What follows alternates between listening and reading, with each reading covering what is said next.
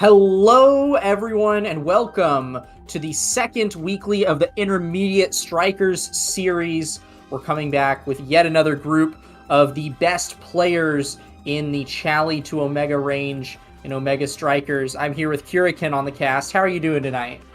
Hello, I'm doing great. We're going to be seeing very fun games, as in we're going to be seeing more challenger players play each other in the evolution of OSAS. because it's LSAS people plus Challenger people. Yeah, this is like everything that you know and love about OSAS with a little spice on top. That's how I like to think about it. And speaking of spice, we're heading to Gate first. Definitely a chaotic map to say the least. How are you feeling going into this match? What are you expecting these teams to whip out? The Gates of Obscura are very, very fun. I want to see a lot of Portal play because obviously Portal play is really cool and very trippy sometimes. On the side of our blue team here, also they're going to be banning Finny here, which is interesting. And for the record, this is Hot. I think this is Hot Oats versus Jakar Bam. We have Frying Pan Man, Defgun, and Madlock versus the Gaslium, Kenzie, and Busty Biddies. And we're gonna be seeing. Oh, I was just gonna say we freaking love our Frying Pan Man. We were talking about him before we went on the cast, but definitely good cast on both sides. I'm not too familiar with a lot of the players on Chikara Band. Do you have any intel on them? Chikara Band, I'm pretty sure Gasly used to be Datagast and Kenzie is just Kenzie. They both used to be OSS players. Yes. I think Gasly they didn't take a break. They graduated after OSS, I think 7, and then Kenzie's just not playing the season because he's already Challenger. But they're both OSS level. Well, they're both OSS players, and I think they're both currently Challenger right now. So we're gonna be seeing a lot of and they're also really good synergy wise because they do play each other a lot. And I think the Jakara server. So we're seeing great synergy between them two. On the other side, Frying Pan Man might go. I think he's right now Challenger level, even though he took a little bit of break. And as I said, that Gasly does score the first goal here. So yeah, a lot of synergy between these two, forward and midfield here. Yeah, and I've played against Busty Biddies quite a bit lately in the comp queues, so they've got some schmoes too. Got some nice plays in the goal box, and yeah, I mean already the Portal shenanigans are off to a start. We have level 2s across all of Chikara Band, but both of the forwards on Hot Oats just now reaching level 2 with Death Gun, but that'll be a KO right there. Kenzie finds the Asher dash punch, and it'll be a power play for Chikara Band. Yeah, I think with the Awakenings here, we're going to be seeing a lot of kills just because Kenzie is able to just throw their primary out. And as I say that, Madlock scores another goal. Unfortunately, Busty Biddy's missing their strike shot, and it just goes in into the Ivy Sentry. And as I said earlier, with the killing, you see that Kenzie everyone took Rapid Fire. I don't even know what the second the second Awakening was, but we see everyone having Rapid Fire, which means that Ivy's going to have a lot of control. Dallas is going to have a lot of more things to defend with since he is a very great hold it down character. You see a lot of damage being busted out in general just because he has more abilities to use. Yeah, and I mean, speaking of, we've been seeing Gaslium whip out this strike shot, but that's not the only strike shotter on the field as Kenzie finds another KO onto Death Gun. What do you think of this Kai strike shot that Frying Pan Man is running right now as he desperately tries to defend his goal? I mean, Frying Pan Man I guess he might know the way because he's been doing pretty well defending the barrier as he just loses one unfortunately, but he's actually still holding it down pretty well against an Asher. So we're missing a lot of things, and especially since he has strike shot, he's able to intercept a lot of dribbles a lot better because he's able to just strike shot it there. As Defcon finds a second barrier, Kenzie gets another kill. Has 3 kills so far on the side of Chikara Band. We see a lot of kills coming come up. Do you think this is gonna impact the game in any sort of way, even though right now it's fairly tied up? Yeah, I'm actually a little surprised. Frying Pan Man and Madlock do score the goal there through the portal in the reverse power play. These kills, they've been valuable. They are definitely not without benefit, but Hot Oats are still making the most of the situation. I've actually been really enjoying the flip passes between them. It's been really, really nice to see them willing to use such a valuable cooldown just to set up the team play rather than go for the solo win. And yeah, we're moving into now 2-1 here. Hot Oats 1 point up, but also a barrier down. But now two barriers down as Gasly and Kenzie both seem to find the second barrier on Frying Pan Man. And like all these angles, I just realized Kenzie has been finding good angles even with core flip up. Like they're kind of getting unlucky with the bounces as that one doesn't go in. And Busty Biddy's having core flip up. Kenzie also having core flip, unfortunately deflected by Frying Pan Man as Frenzy finds a 4th kill of the first set, killing Frying Pan Man here. As Madlock kind of just forgets to pop their glitch pop and Gasly just sends it right in to tie it up at 2-2. Yeah, and this isn't even a dasher with damage awakenings. Dasher, I mean, that's... You can't get more unintentional of a good pun than that. But yeah, no, this dasher doesn't even have damage awakenings. That's just how good the character is right now. And here goes Kenzie dribbling up the field once again, bringing those Asher dashes, using those strike resets. Everybody's sending it back and forth through the portals. More of a neutral state right now. Energy advantage is slightly online for Hot Oats as we're in the 5th point here, but Madlock burning that flip there actually does trade it. Means that Hot Oats will keep the energy advantage for at least another couple seconds. Yeah, and Defgun burning their flip there, and actually thankfully getting the first barrier out here for Hot Oats here. And Kenzie looking a little bit low here as Gasly does about to have their full flip ready. And Kenzie getting low, getting staggered and sent to the other side of the field. Trying to find a kill here, but Gasly with a flip up, getting ready to set it up there. Busty Berry is unfortunately losing the second barrier. Let's see how well he can defend it with an X and an Ivy in his face as Gasly gets their flip up. And we'll be seeing how this Atlas kind of just defends the barrier with an X in his face as Gasly unfortunately does burn their flip there and unfortunately finding no value in it. Yeah, Kenzie and Gasly are doing a fantastic job keeping the ball forward right now. Busty Biddies now probably has all of their cooldowns up and ready to go, but they also are low in the stagger department. Deathgun been doing a bit of okiing back there. Busty Biddies does use the evade here to make sure they stay alive, but that means they can't grab that orb. Deathgun is just gradually whittling them down, but there's the Celestial intervention to make sure they stay alive. Frying Pan Man with Flip and Madlock about to have one on the way. A missed strike there means that the goal remains online. And Chikara Ban is still in it to win it, but still with no barriers. And there is the flip from Madlock to secure the set. That'll be Hot Oats going 1 here. Yeah, Hot Oats, like, great job just keeping the core in control while Defcon was distracting Busty Biddies, making sure that they had no evade clear, or just no evade energy in general, just to build up a sort of defense against the flip. As Kai takes prime time here, and Atlas, I think, getting him on the Monumentalist. Do you think any of these awakenings can, like, potentially, like, very heavily impact the game? Like, I right mean, now? already getting that prime time on Frying Pan Man is a big game changer. That's a prime time rapid fire. Everybody was looking for that on this awakening start. But, I mean, the rest of the draft is honestly nothing to sneeze at either. We have both Energy Awakenings heading over to Madlock and Kenzie, respectively. And then Hot Shot on Estelle just means even more cooldown reduction, as well as more scoring potential for her. So, yeah, pretty much as you could ask for from both teams, but I think that's a slight draft win for Hot Oats with the primetime pickup on Frying Pan Man. Yeah, Hot Oats using it like really effectively so far, as Frying Pan Man has been able to intercept a lot of these passes from Kenzie and Gasly as he's been using his primary a lot. But still, as I say that, no barriers have come down yet, and as I say that, I did cast the Curse of Defgun, getting the first barrier. Madlock flipping for it, unfortunately deflected by Busty Biddies here. And as I said earlier, just getting the rapid fire and prime time is like really good for Hot Oats, as they're able to just have a lot of cooldowns ready. And unfortunately, Madlock just kind of just puts it back in their own area for some reason. Defgun getting second barrier here, and Busty Biddies having their flip up. Yeah, we do have 2 Rampage stacks now on Deathgun. That X is a little larger, but considering the kills that Kenzie has been getting, who knows how long those will stick around.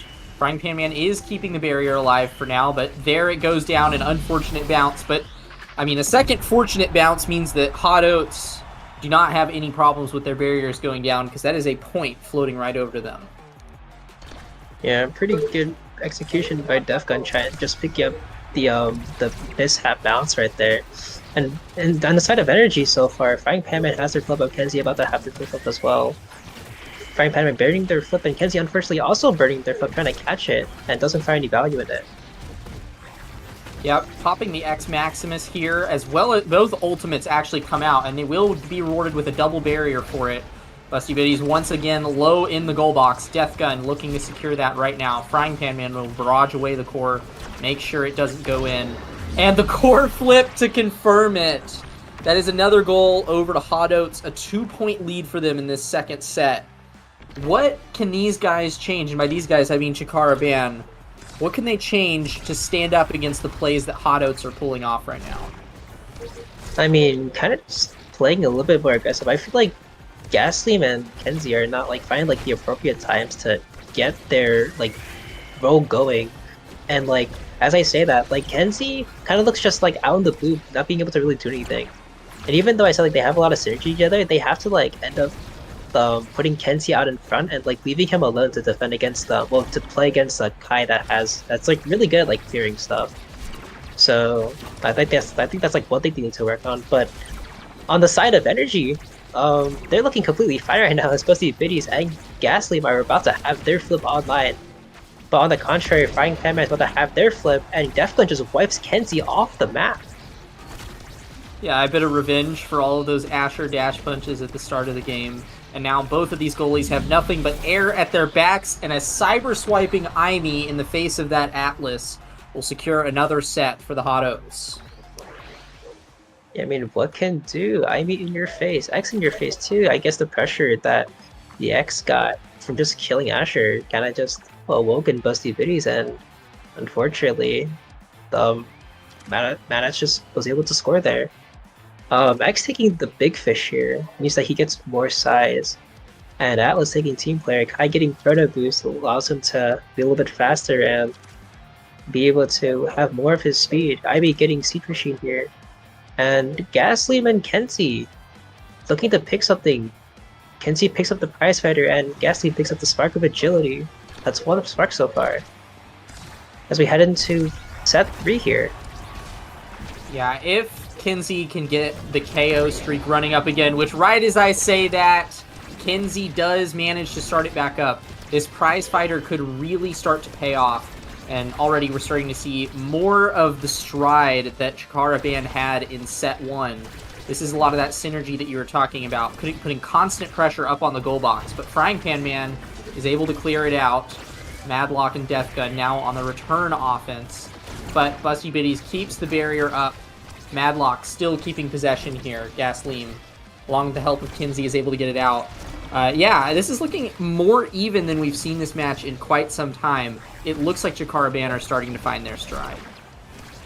Yeah, and getting that second prize for a second is really actually starting to help Kenzie as they're being a little bit more aggressive. Frying Pan Man, unfortunately, kind of just lets the core slide right past them, and even burns the flip in the process to try to save it. And that's point 1 for Chikara Ban here, as they're looking to make a comeback here. Yeah, and if they are able to make the comeback, I mean, I'm eyeing that spark that Gaslim just picked up.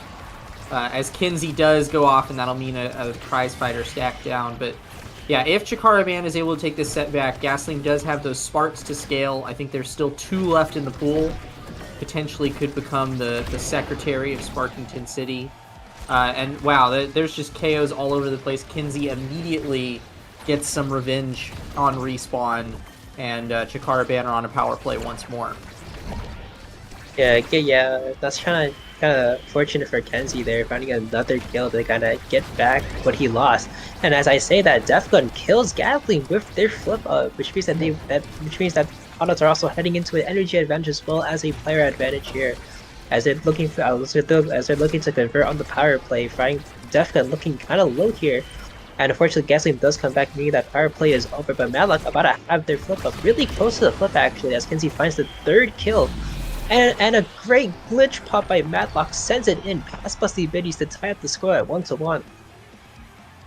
Yeah, I mean, a lot of times as Aimi, you have to kind of predict those glitch pops, but if the goalie is pushed that far back into the goal box as Death Gun was able to get them, gives Madlock plenty of time to just react with that glitch pop and send it at a lot higher speeds than I was expecting. I guess that's just overtime for you, though. But that being said, it is Chikara Ban starting off with a strong offense here. They do immediately get a barrier down, and Frying Pan Man is forced up against the barrier time and time again. There is a KO onto Death Gun found by Gasleam, and another power play for Chikara Band. They've been getting a lot of these lately. Yeah, I guess that comes with the killing aspect, and unfortunately they are not able to convert actually because they didn't get any bears on of it as Defcon comes back onto the scene here. And I'm pretty sure Malik and Busty Biddies both burned a flip there. I don't know when they burned it, but I think they burned it like before, during the power play to try to keep it on their side. But Kenzie with a flip up, let's see what he can do against Frying Pan Man. If he does get the chorus, Busty Biddies loses the first barrier here. Loses the second barrier too, and Defcon just in his face. As another great glitch pop by Madlock sends it in past Busty Biddies, who was getting punched to death by Defcon, sends it in 2-1 with match point on the line. Yeah, I really liked the way that Hottotes coordinated that offense there, because usually you would have the Aimi take the wall position there, have that X hold the out clear, but they just took the positions that they were in stride. The Aimi took an unconventional turret placement, and it worked out. But as I say that, okay, that point went a lot faster than I was expecting. There's Chikara Ban getting a quick double barrier into a goal. They've tied up the set, and they have the chance to make this a reverse sweep. We have a potential first set here for the side of Chikara Ban. They've been getting a lot of value with the kills, I think, which is helping them get into this position of having just a lot of power plays. As guessing from a flip, killed by Defcon. Defcon with a flip as well. Defcon bursts the flip, passes to Madlock here, as they're looking to convert the power play. Gets one in barrier. Let's see Barry trying to hold it down as much as he can until guessing comes back. Get the second barrier here, as Madlock trying to keep it on the side with a flip of Misoda's Frying Pan Man. Portal flip, and Portal gets the flip of a Madlock, sends it in to give Hottotes their first win of ISS Week 2. Yeah, I'm sure that Hottotes very pleased to start off the night like that with a 3-0 win in terms of sets. And yeah, they had a lot of good stuff going for them. I was a big fan of the flip passes and a funny turn of fate. Looking at these stats, you might think that this was Aimi Brawler and X midfield, with Madlock getting 8 goals that game. Yeah, that was just incredibly well played. But, I mean, we were talking about Frying Pan Man before the match. That man held it the frick down, matching saves with Busty Biddies and getting most redirects in the lobby. He was holding up his barriers like a beast. It's a pleasure to see him on the field. Yeah, good game to both the teams here. Pulled out of a great start to head into second Swiss game. And yeah, Aimi Brawler, it's not even Aimi Brawler, it's kind of just Aimi midfield. Madlock just doing all the work. And yeah, it was a great game played by both teams. We'll hopefully see these teams in the future if they decide to get into bracket. Yeah, and we will see more exciting games like that after we come back from a quick break. So don't go anywhere, stay tuned.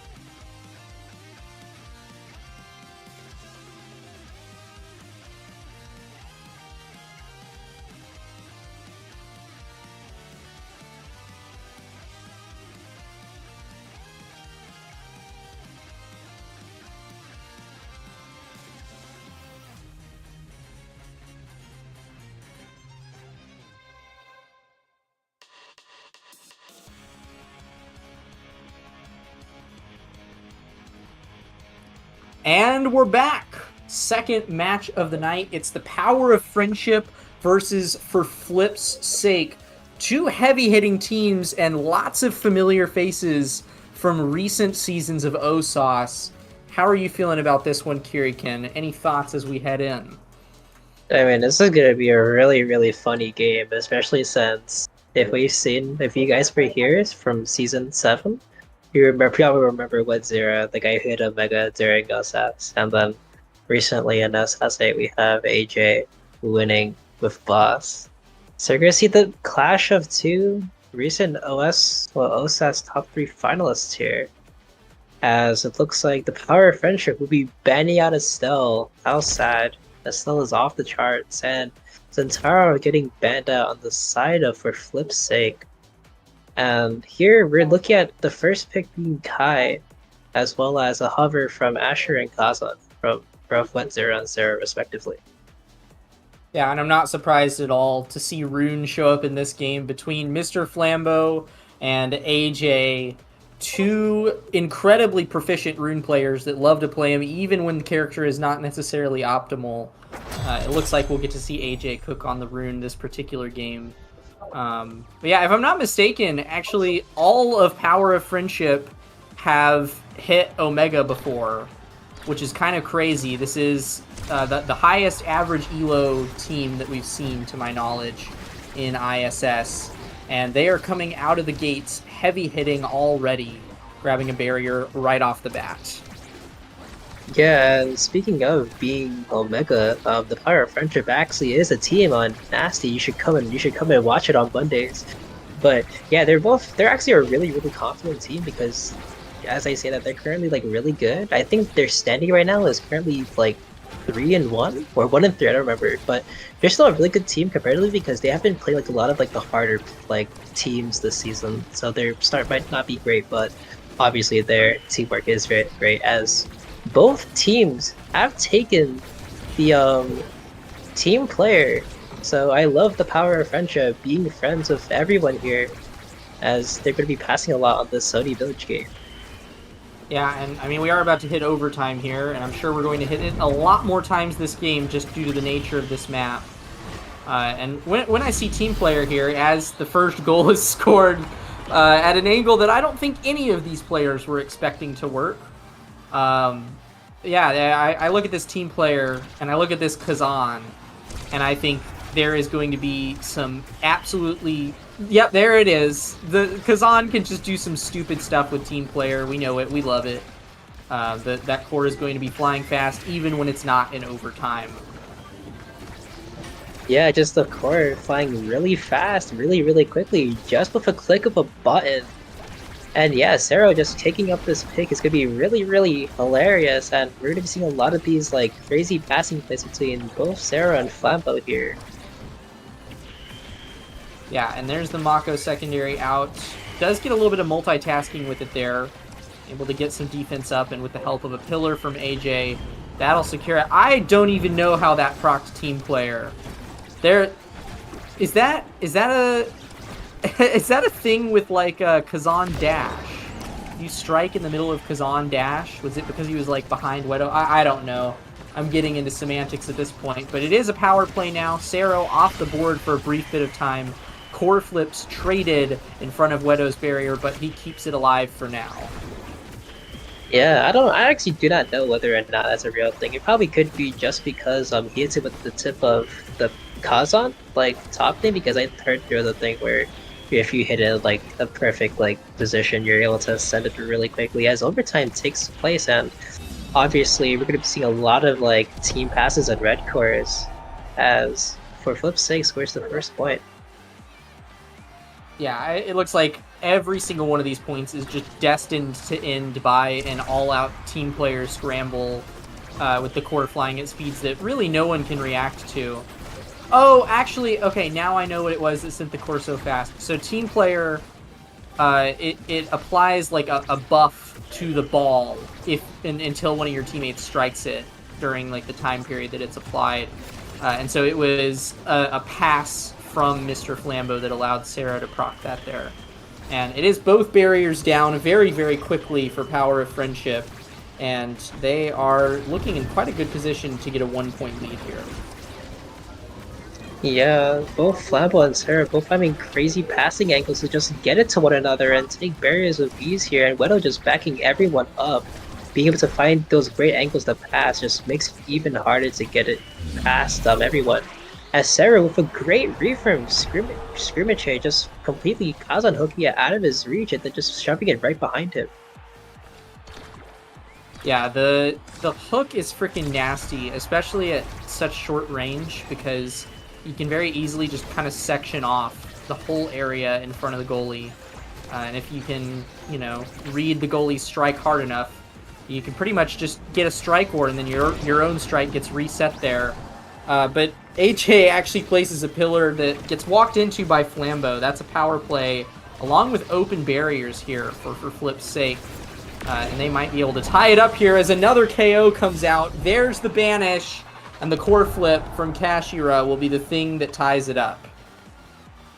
Yeah, AJ is like really good at like finding those vanishing plays, and Adrian's just there to just shove it right in. And as they bring their core flip here, it looks like the Power of Friendship do have a small bit of an energy advantage, even though most of them are stuck at 1 bar. Scrimmage about to have their core flip up, and AJ about to have on their second bar, as both barriers on each of the opponent's like top sides have been taken. Yeah, and one thing that we are seeing with this rune pickup that's a little unfortunate is you are always at the whims of where your teleport is placed. AJ's actually intentionally using it there to set up a self-pass, but sometimes it means you drop your secondary to place a pillar, and it sends you somewhere you weren't expecting. But nice passing plays there between AJ and Kashira means that this first set does go over to for Flip's sake. That'll be Kashira taking the set MVP. What are they looking for in this draft, Kirikin? I mean, Rampage just came up, so I'm pretty sure Adrian's going to be grabbing the Rampage to just win with strikers against Leto, or even outmatch his opponent just by being able to strike it from a distance that people might not think is strikeable since they're not at the size of Rasmus here. But Kai, on the other hand, does get prime time, which means that they're able to control the floor better because they're able to just hit it and then be able to follow it up with a great strike, and then be able to clear another angle, because the prime time cooldown is actually not that like close if you compare it to like being able to wait for the cooldown to happen. One thing that I'm surprised about from that draft is Unstoppable floating all the way down to Wet Zero in 5th pick. It is really, really strong, especially into Rasmus here, which Kashira is playing. So I'm a little surprised that we didn't see a deny there from one of the forwards for Flip's sake, but I'm sure that Wet Zero is happy to have that under his belt. Means that he'll be able to keep these barriers up for a lot longer. Maybe they know something we don't, but honestly, maybe Adrian and AJ will find a way to get past this Unstoppable Asher here as they're trying to look for the second barrier here. AJ about to have a flip up, and Adrian coming close to their flip as well. And Scrimmage and both of them actually getting their flip up. Great banish means the core will stop there. And these passing plays are still looking crazy obsolete here as we do head into overtime here. Yeah, overtime with barriers up on both teams, but a KO there found by Sero means that there's a slight advantage here to Power of Friendship. But, I mean, AJ and Adrian are holding strong here.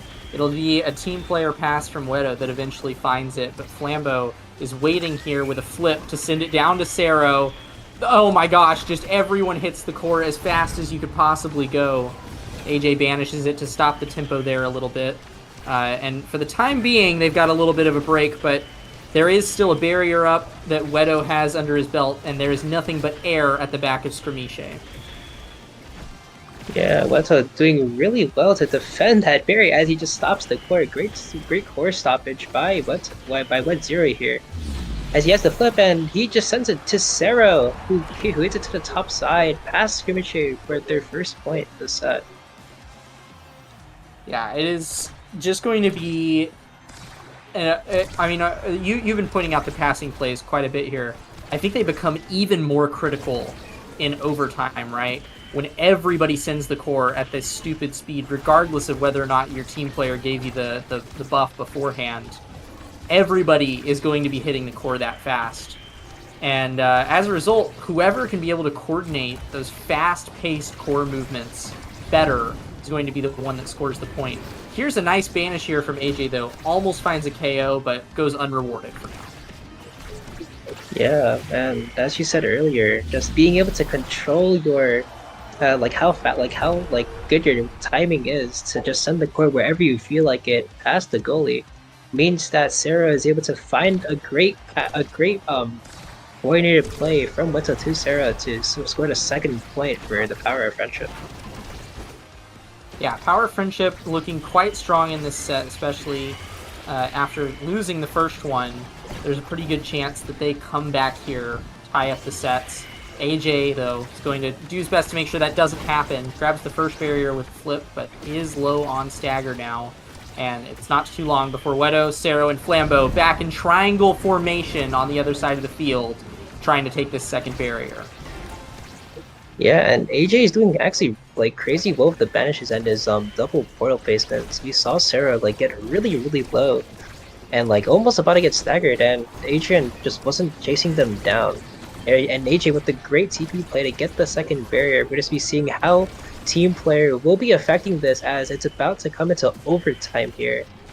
As Adrian jumps up the top side, flips, and Weto does defend it though. Yeah, oh, what an angle there from Cero. That'll claim the second barrier. Both of these goalies now have nothing to defend other than their nets, and Cero is doing some fun dribble plays in front of the net.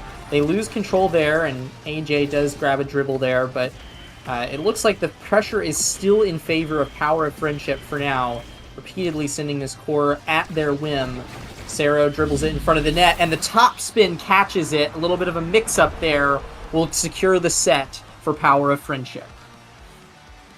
Yeah, and this team player is doing so much work just mixing out the entirety of for flip's sake and just sending it right into the top side. And Sarah with the first pick gets when we'll be looking to hover over Big Fish. And Big Fish is a very big thing for Kazan, especially since you're able to be a little bit bigger and your hook covers more radius, which means that you're able to catch more things and do more crazy things. Yeah, and it looks like AJ is attempting to limit the options there, but this Kai doesn't really have any problems working around that. Plenty of dash awakenings there to get benefits from. Maybe AJ just wants the bonus secondaries. I think a lot of rune players would have gone for the Monumentalist that draft, but AJ is the rune expert, not me. So I'm gonna leave the runing to him. And we're already off to a heady start in this second set. Actually, third set now. Who am I kidding? Yeah, as both top barriers on the blue side have been taken here, Cero just takes the barrier for free, and that Big Fish is doing a lot of work here, kind of just being able to catch their goalie on the top spin and being able to stun them.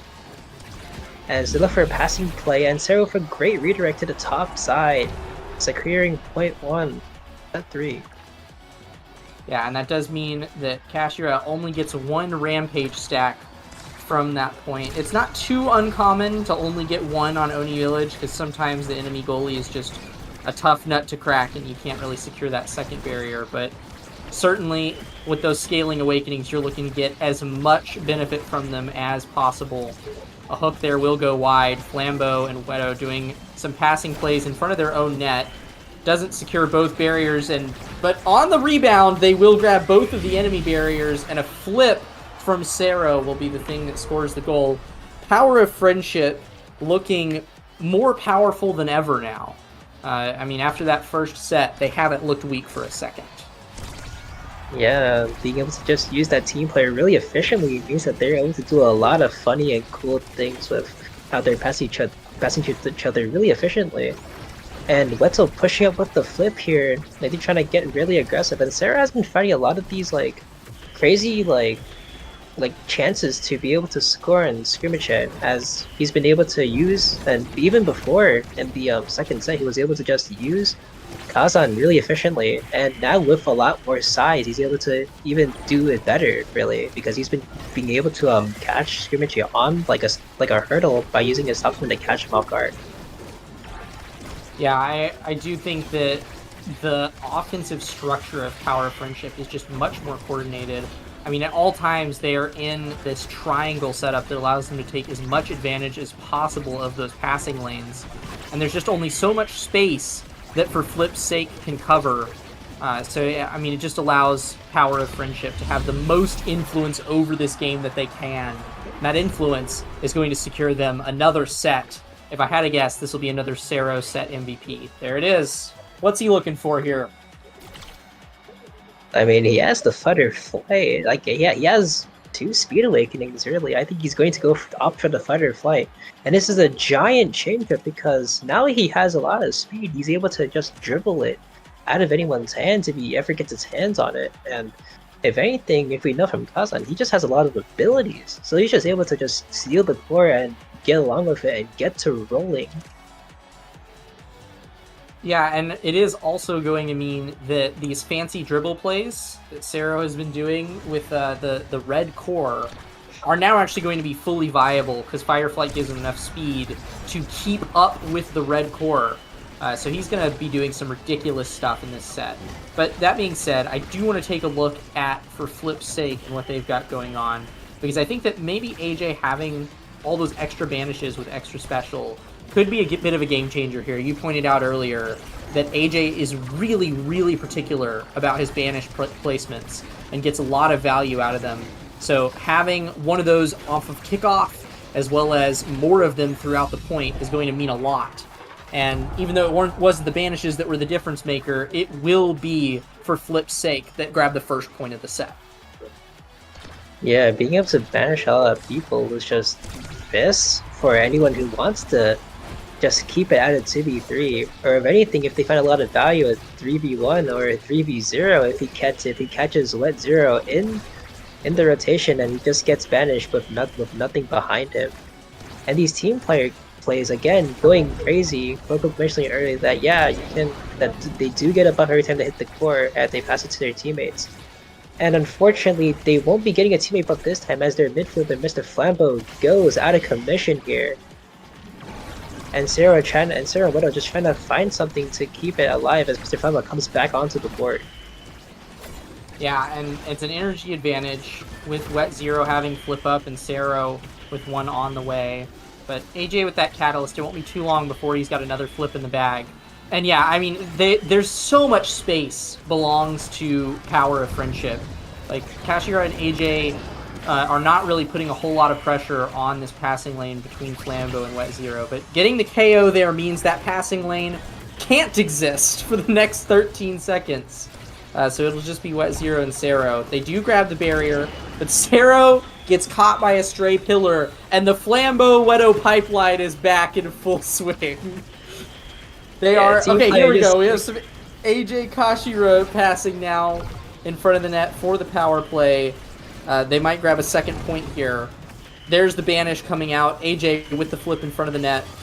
Gets caught by Skirmishe on the other side, but it's AJ's flip. They would grab the point. Yeah, and as you mentioned earlier, the Mr. Flambeau Wet Zero pipeline, just being able to pass it right back and forth until they actually find a great opening for Sarah, just means that it kind of looks like Flipsync isn't like giving them giving them a little bit too much space to work with as they're able to just send the core wherever they feel like. And maybe that's something they have to improve on. But maybe something does to improve on if AJ keeps finding these great like banishing plays that throw Mr. Flambeau in for a loop and not being able to convert on those pipeline plays.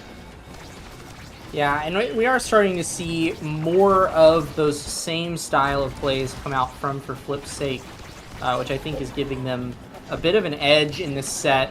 They are 2 points up, and it won't be too long before they get this barrier down. Kashira is rocking 3 Rampage stacks right now. There's the banish defensively from AJ. And yeah, it does look like they're applying a little more pressure onto Flambeau and Wet Zero, so they're not getting those passing places freely. Adrian stalls out the flip, stalls out all of the abilities that Wedo has to throw at it. And that's a 3-0 set for Flip's sake. I mean, considering how dominant Power of Friendship had been the last couple sets, that's a huge win for them here, and AJ will take set MVP. I mean, AJ going for the Spark of Focus here. I think he was trying to deny Wedo his second Spark, but honestly, he doesn't get Timeless Creator, but it's a good Spark deny. Pi opting for the Chrono Boost makes him a lot more faster. Being able to be faster means that he can put himself in better positions and be a little bit faster into getting to positions if Wedo wants to ever throw him the core anywhere. Yeah, for sure. And I do think, you know, if there is a single spark that you want to pick up in this game, especially in this game, it would be Spark of Focus. And right off the bat, there's that banish off of kickoff. The kid secures AJ a kill. But yeah, I believe it's about a 10% cooldown reduction when it's on its own, which is still, like, really good. So AJ's just going to have a lot more pillars and banishes to work with here. And already, they are looking quite strong on this offense, better than they have all game, in my opinion. This is for Flip's sake in their prime.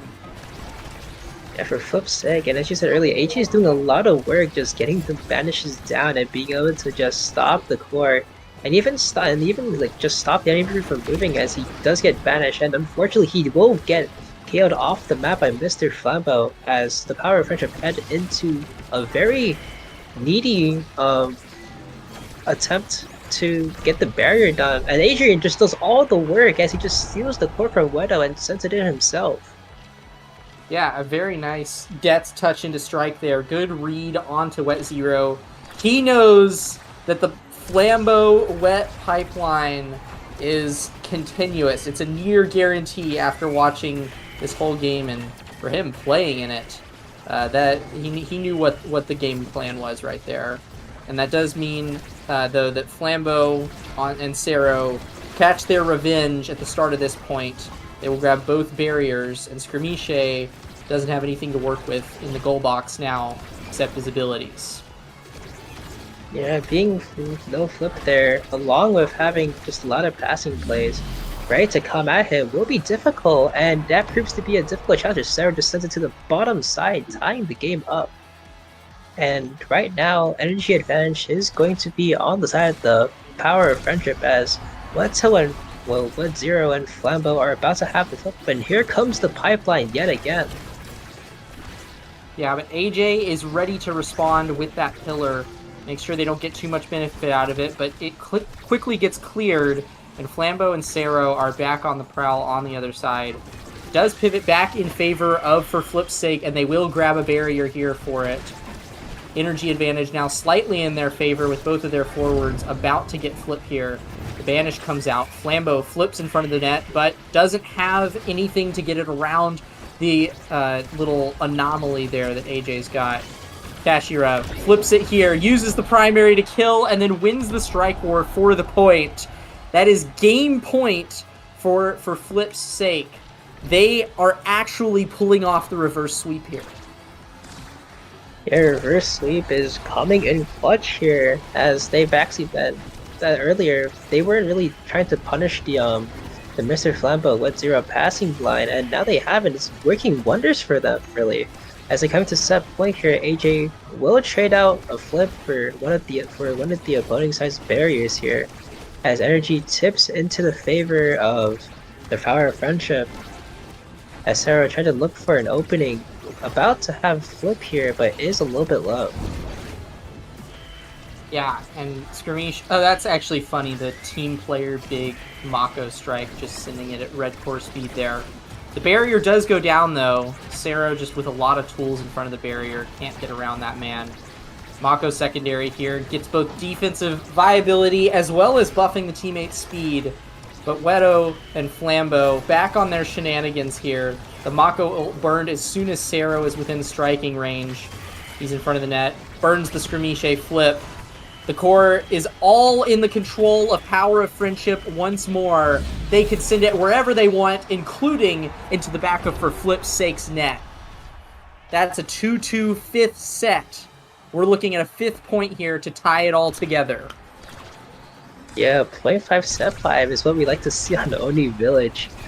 And yeah, let's see if for flip's sake can stop the power of friendship and basically their best awakening as their name implies here. AJ with a flip up will be taking the orb to get his health back to full HP as both barriers go down on the side. Well, both barriers go down on each side of the teams here, and Sarah walking up gets blocked by Screaming here as Sarah is about to have their flip up. There goes one down to the rune pillar. Oh wait, no, that wasn't a rune pillar. I have no clue what killed there. But for flip's sake is now missing Kashira for a chunk of time. Sero flips here, finds the barrier even through the Mako secondary, and with that barrier down, and the flip from Wedo, that's power of friendship taking it. They nearly got reverse swept there, but what can we say? Friends come through on the other side. Fantastically played from them.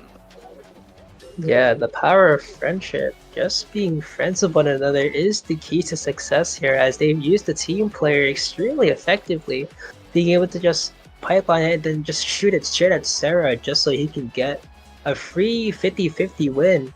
Well, not even a 50-50 win, but just to throw Scrimmage in a loop to see if he can predict the right side, and a lot of the times he has not predicted the right side, and just having the ability to just send the core wherever you feel like is just proves to be a very, very daunting task for the goalie. Yeah, and I mean, I think that the goals in the stat line tell all the story that you need there, right? I mean, we watched the team player plays happen, but you can see that 6 assists on Wedo, 7 assists on Flambeau, and 10 goals on Sero. That very clearly tells you what their game plan was there and how good they executed it. And meanwhile, Skirmiche and AJ didn't have too many assists to their name. It was very much a more spread out game. It seemed like they were, spread out on defense. It was really well played by Power of Friendship to keep them in that position the whole game, keep them pushed back, keep the core under their control. I mean, it really does just go to show you how effective those fundamentals can be. If you keep that triangle up, you keep the passes going, and there's really nothing that the enemy can do to stop you. I will say, I got to give for flip's sake some props here, because they did start to figure it out in the middle of the game. They started to control those passing lanes a little bit more, not let Power of Friendship get away with as much. And that's what secured them those 2 sets that they won and brought them up to game point.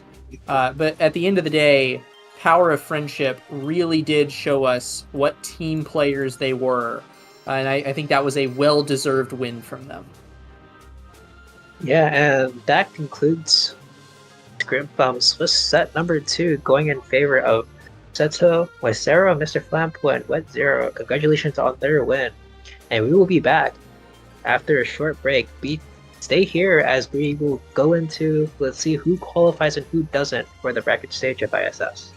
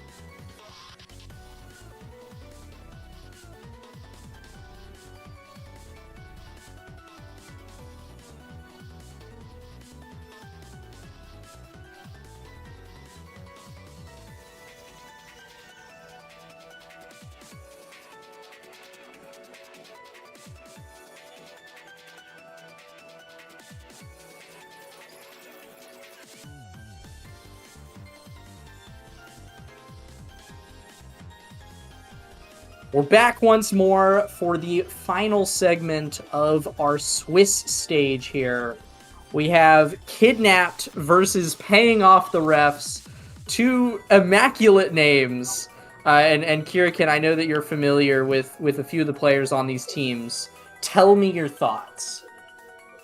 I mean, right now, like, we're playing against Ripstick and, like, some other people. And, like, oh my god, Ripstick. We got Cold Ramen 14. We also have Psyche and my beloved. And like these people, I've played them so much before, and like they're pretty good at the video game. And Cold Ramen, I think you guys know him from Gap Guys back in SAS 8. It's pretty chill. And Kidnaps being Edicam, Igulio, and I think Kazan. I've actually scrimmed with them before, and they're like looking to be really, really good. So just gonna see a great game today. Their initials are EEK. Hilarious. Yeah, I've seen all three of the members of Kidnapped in comp before, and yeah, all three of them have pretty devious play styles. I'm looking at this draft though. This is some very nice draft maneuvering from both of these teams. So we saw the Era X pickup from Paying Off the Refs. But Igulio noticed that, denied the Mako away to complete the Mako Era X trifecta, so made sure that they couldn't get that goalie component of the team. Ripstick's not too upset about that, though. Ripstick is the Asher goalie man. This dude was playing Asher goalie even back when it was trash in OSOS Season 2, and he made it work even then. So this dude is no stranger to the Asher goalie, and we're about to see some cookery from both of these teams in this match. And kicking off here right away, we're at the Era X shenanigans. But as I say that, there's a double barrier, so actually forget the Era X shenanigans. We're looking at Kazan Juno shenanigans, if that's even a thing. Not a stereotype usually, but they're at it here. Both teams easily picking up both barriers, and this Kazan is already at level 2.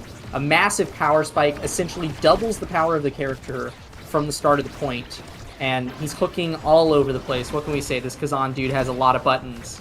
Era X nearly gets the goal there. Flip from Cold Ramen 14 back up to Psykeen is not enough to grab it, but was very, very close, and instead that's not even overtime. This is Hot Shot! This is a Hot Shot Juno start! Holy crap! Eddie Cam with the hot shot will be the one grabbing the first point there. I mean, what is it with letting Juno through on hotshot start? I feel like we've seen that way too much in OSAS and ISS these past weeks, so that's something I think that we should be a little bit concerned about, right? It's such a strong pick. Yeah, I'm a little baffled that it floated through the draft, but I can understand, that we're on Taiko Temple. Juno's not a particularly common pick here. So they probably had a lot of other things on their mind. But yeah, I mean, Hotshot Juno is sure to... I mean, I was talking about some devious stuff before the match even began, but that's just a devious character right there. 2 flips up, 1 on each side, but it is Ripstick who has the barrier advantage here. The Era X are doing a really good job of controlling the midfield here, though. Both of them just positioned, 1 on either lane, and Ripstick is backing up the X here. Really nice. It's the ideal offensive configuration here. The only thing that would make it better is if this Asher is able to actually walk all the way up to the midfield. But it'll be Kidnapped ensuring that they are not able to pull that off. Does actually manage to clear it for a second, but no barrier is found yet. No barrier found, but the passing plays are looking solid from Cold Ramen to Saikeen. They send it around the secondary of Agulio for the second goal here, tying it up 1-1. And so far, other than like the Hotshot Juno craziness, it feels like paying off the refs have the core control on lock. Yeah, and I mean, many people would hate to say this, but Era X is a core control comp. It is not a kill comp. They are meant to control the core by like essentially aggressively sequestering the enemy team is how I would describe it. But there is a double barrier there for Kidnapped. Eddie Cam does have flip here on defense as well, but a well-placed strike and NATO from Saikeen and Cold Ramen will make sure that they even up that barrier count. Floats back over briefly. Kazan almost finds a KO there, but Cold Ramen is standing in front of the Taiko drum, gets saved by the bell.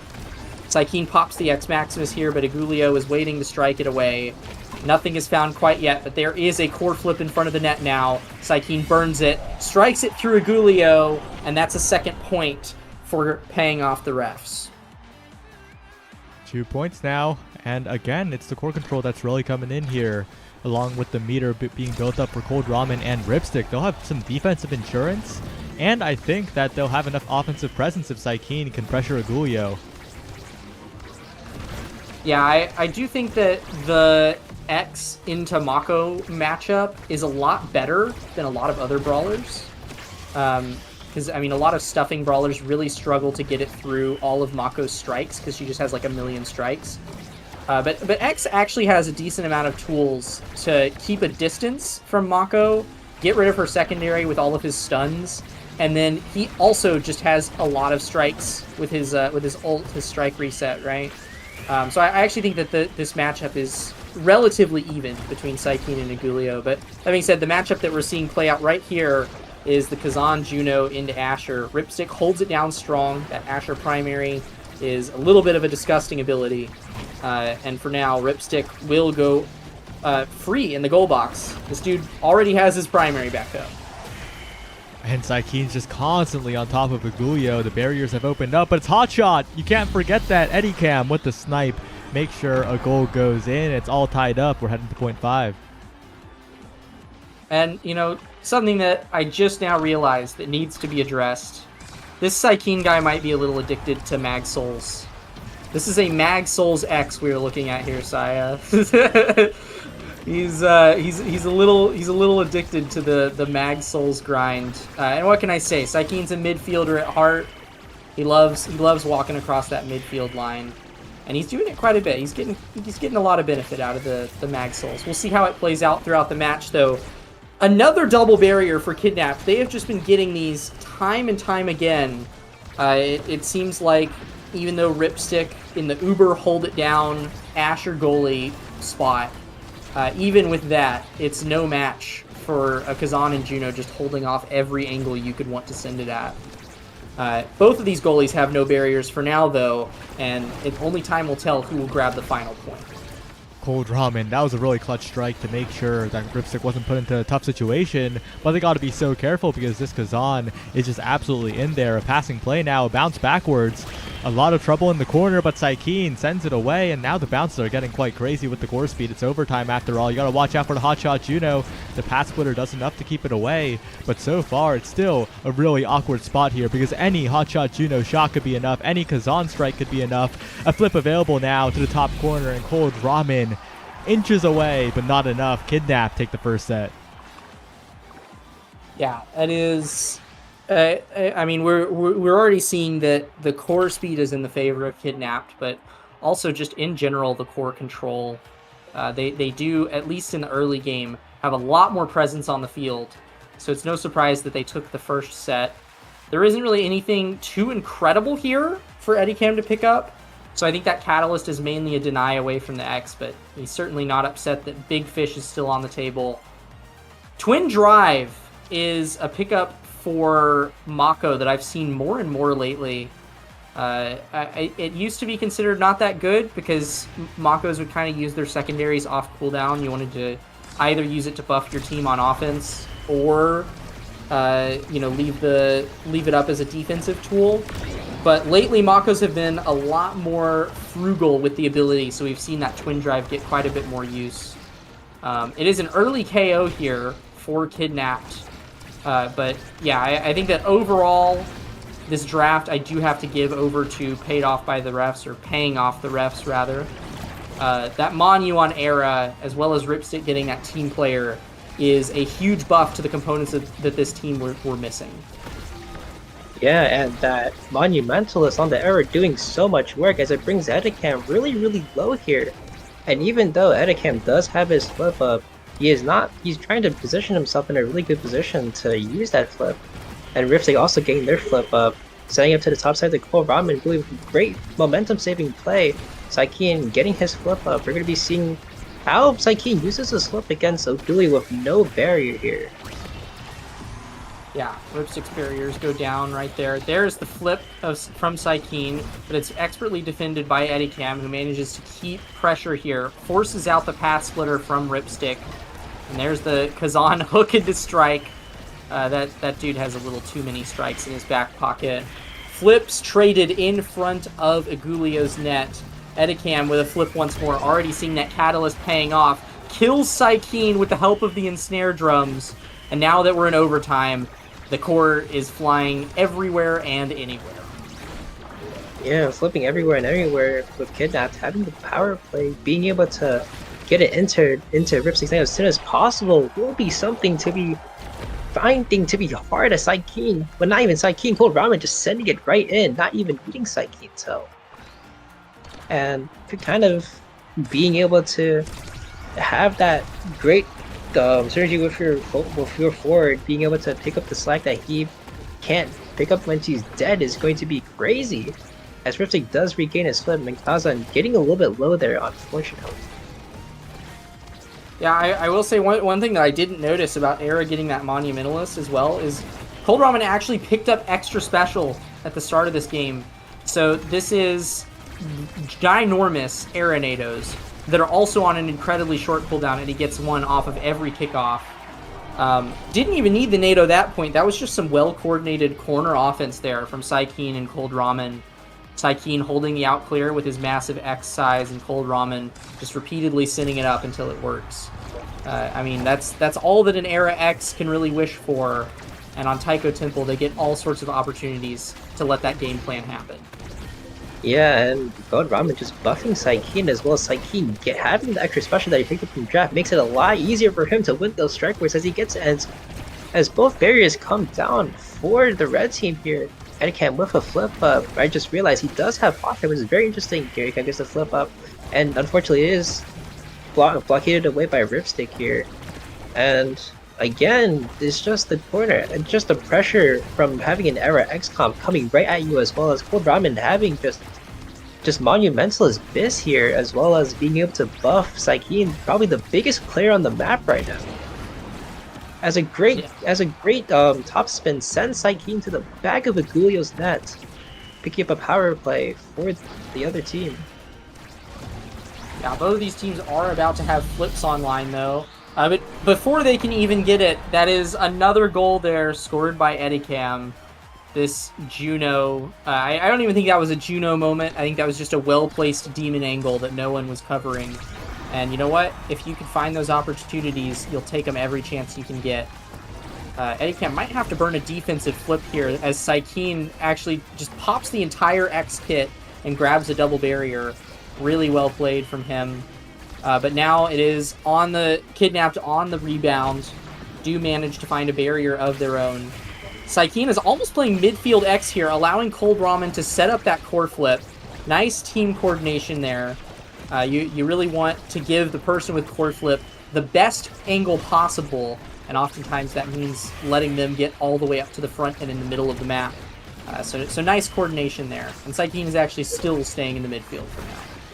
Yeah, Saikeen just having the magnetized souls means that he is able to do all those things, as Cold Ramen gets Gulio to burn his flip because of the Myra Monumentalist. Good play, but will that come in handy as Gulio doesn't have the flip to save it? Saikeen, what a great strike! Oh my god. And that brings Ping Off the Rep up one set. And Cold Ramen, the Prophet, going to be first pick here. Yeah, I would not be surprised at all if we see a Castellast. Even a Perfect Form. Perfect Form has been a pretty common pickup for Era lately, the few times that we see her played.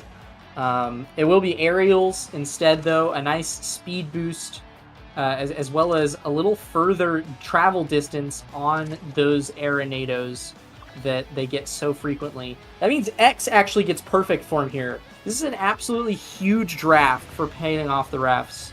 Kazan did end up with Rampage there, which, I mean, size is always going to be a big buff on Kazan, but like you kind of can't beat this big X getting Perfect Form. He's going to have so many cooldowns at his disposal, and these Arenados aren't stopping anytime soon. I mean, another thing to look at is that Edicam has Hotshot, has the Catalyst, and also has the Egoist too, which means that Juno is going to be completely cracked in this game. So you're seeing how Paying Off the Rest will deal with this, as Edicam is able to kind of just send it a red core at any time using the Taiko Drums as well. And momentum is kind of just shifting here onto the side of Kidnapped, as they're up a barrier and Saikeen taking a little bit of damage due to the Mako ult. You're seeing how he's going to deal with the amount of pressure that's going to be coming in, since Edicam has their flip up and also has that Egoist speed. Yeah, Saikeen is getting beat up on the other side of the map right now, though. Will get sent away by the perfect pitch, which means that Cold Ramen's Nado does not find anything yet. Ripstick, actually, that was a mix-up and a half. I wasn't sure what he was going to do there, but the primary into path splitter is a bit of a mix-up. Does make sure that Saikeen can get back on the board, but an unfortunate bell ringer and then an unfortunate Asher dash means that none of the rest of that point goes the way of paying off the refs. Kidnapped to take the first point. Yeah, and great fight by Edicam with that angle. It ascended right behind Ripstick. Ripstick, I don't think anticipating that kind of angle to be found, and fortunately it does just go right behind him. And Saikeen here popping his, I guess, his entire kit here to try to take the second barrier. Does actually get the second barrier off of a strike. Cold Ramen with the flip up, trying to get Gulio to whiff, and unfortunately he doesn't, but a lot of good things are looking good on the side of paying off the refs, as they have both barriers gone and forcing Gulio to burn the flip there. Yeah, and now it is Kidnapped back on the offense. Both of their flips are up right now, but Saikeen actually just catches the Juno right in the act. The Juno jump strike is not enough to clear the core away. Instead, a corner shot will mean that they're able to tie up the set. Yeah, and Energy Awakening's energy on the side of Kidnapping here, as Edicam and Kazan both have their flips ready. Edicam unfortunately didn't really find a lot of pressure off of them getting their Egoist proc after the second point being scored, but he does find value in flipping right there in front of Ripstick, taking the first barrier here. as paying off the rip, they're all clumped inside their own goal barrier, not being able to find a lot of pressure, and they're just ramping it up again as Cold Ramen looking a little bit low, Saikeen trying to find an equalizing play, getting both barriers too. And Saikeen just punches it right in past Gulio to get the second point for paying off the refs. Yeah, I mean, nice little 2v1 setup there for the Era X. It was pretty much just a Gulio versus the Era X there, allowing Saikeen quite a few nice setups. And Saikeen is rewarded. We'll be very close to a flip here, but like you said, Anycam does have the Egoist Catalyst Exodia up, so he'll have a flip of his own very shortly. There's the Egoist prop. He dribbles up the field, takes the like long way around, very creative angle there on the core flip, but Ripstick is there to defend it away. Kazan is stacking up this Rampage, currently at 4 stacks right now, and it's anybody's game. We're entering a neutral state. Yeah, and great defenses by both teams. Ripstick and Nuguli really like holding it down against both the forwards of Saikeen and the Kazan, and Saikeen has been really like using that Magnetized Soul, as I said earlier, kind of to stabilize the round if it ever goes out of control, being able to have enough speed to go back and forth and maintain that pressure that he's been getting all along. And Cold Ramen with a nice nada to make a Gulio burn his flip once again, he will have no flip and no evade for the time being right now, but let's see if Edicam can sort of bring this round back in control with the amount of speed and cooldown reduction he will be getting from getting a hot shot. As Bang with the Rust are looking to get the corner shot, they do get it. Cold Ramen about to have their flip up. Let's see what they can do with it as they're heading into set point here. Yeah, I mean, wow. The Era X is just some like really, really well executed corner offense from Saikeen and Cold Ramen. Saikeen pushes the goalie all the way back up so that they don't have a whole lot of clear angles. And then he's just able to strike ward them over and over and over again, and Cold Ramen is there to catch anything that goes behind. Just really, really well played from paying off the refs. What do we have to look forward to in this draft here? I mean, Ripstick taking away the 1-2 punch from the Juno not being able to get the complete best Juno build the world's ever seen, but Juno does get a dash awakening here, getting explosive entrance, which will change the side of how they do with the Junos. Junos is going to be able to dash a lot further and a lot farther, which means that his strikes while in midair will be a big problem to deal with, as they will not be able to really figure out where he will be striking from. But on the other side, Cold Ramen does pick up the Flutterfly, being able to maximize their speed even more, which means that they'll be having to have a lot of workload control in their hands. Yeah, there's an interesting dynamic formed here in this draft. As we see the first goal float over to paying off the refs here. There's an interesting dynamic because if we do see Kidnapped win this, they have Triple Spark coming up for Kazan. They've already got Exodia's active on their team, and this Mako can only get better from here. So it does put them in a very good position if they could win. But on the other hand, we're looking at this Era X that have just scaled to all things good and holy. Like, this is a massive X with perfect form and extra special. And Cold Ramen, as noted previously, has the Era NATO build of all time. So I do think that currently paying off the refs is favored here. They're in a very, very good spot to just end the game right here. But if Kidnapped can pull a clutch here, get a few miracles, they are not lost yet.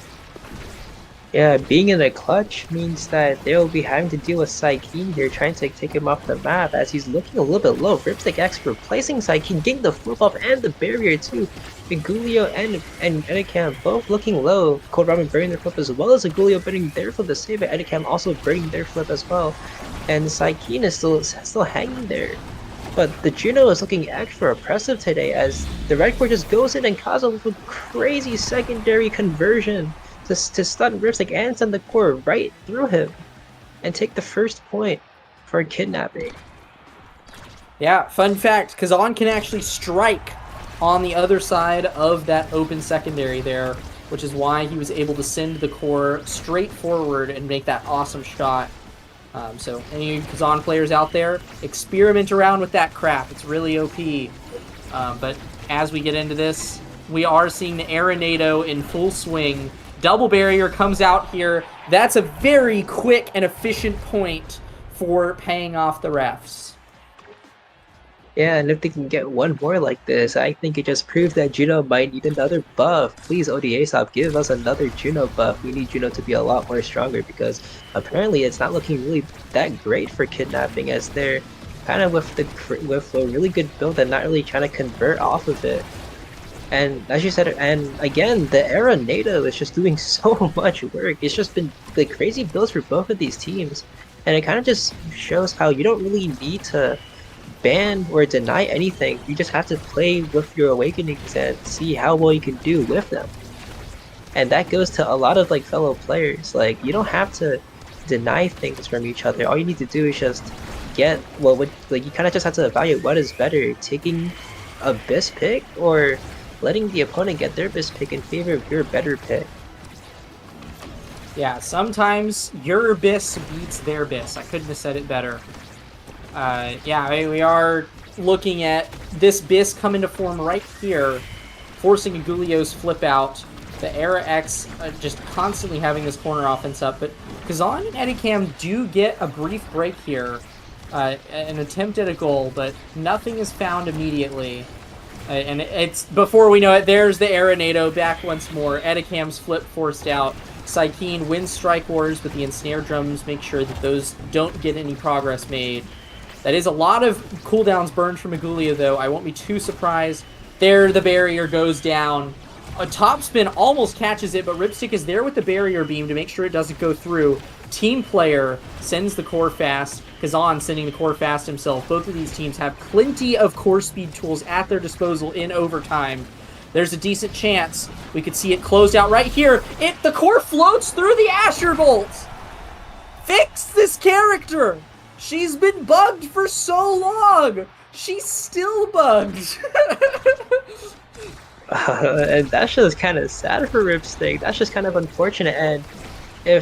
And right here, if we do go to a set 5, we might be seeing Kazan with 3 Spikers, which is very, very scary considering the amount of like building that has been going on in this game so far. The scaling has been really oppressive lately, as Edicam kind of just has the peak Juno build. Kazan with 2 Sparks, specifically Sparker Res and Sparker Shark, means that they're going to be hitting a lot faster. Kazan just finds the double kill right onto Ripstick and Cold Ramen, and Edicam just sends it right in to force it into a set 5. I mean, what did I say? They need a couple miracles in order to win that set. First, you get some Asher ult bullcrap, and then that lovely double kill there found by Kazan. I mean, one of those, funny bug, but I mean, when the opportunity presents yourself for a top spin to just take the double kill, you take it. It will be Ripstick making sure that the 3rd spark doesn't go over to Kazan. Missile prop going to Mako, big buff for her. And the rest of the draft is pretty standard. The main thing I'm eyeing here is stacks on that Era, even more speed. Era does have the most speed out of anybody in this game right now, with the fighter flight and the aerials pickup as well. So it allows Cold Ramen to be anywhere they need to be and respond to any situation. Yeah, having that speed will be really important at that mid position to try to outrun not really outrun the core, but trying to at least outrun the core or try to catch up to the core. As Edicam will be sending this core at Mach 5 speeds as he's sending red cores all across into Ripstick's own top corner here. Let's see how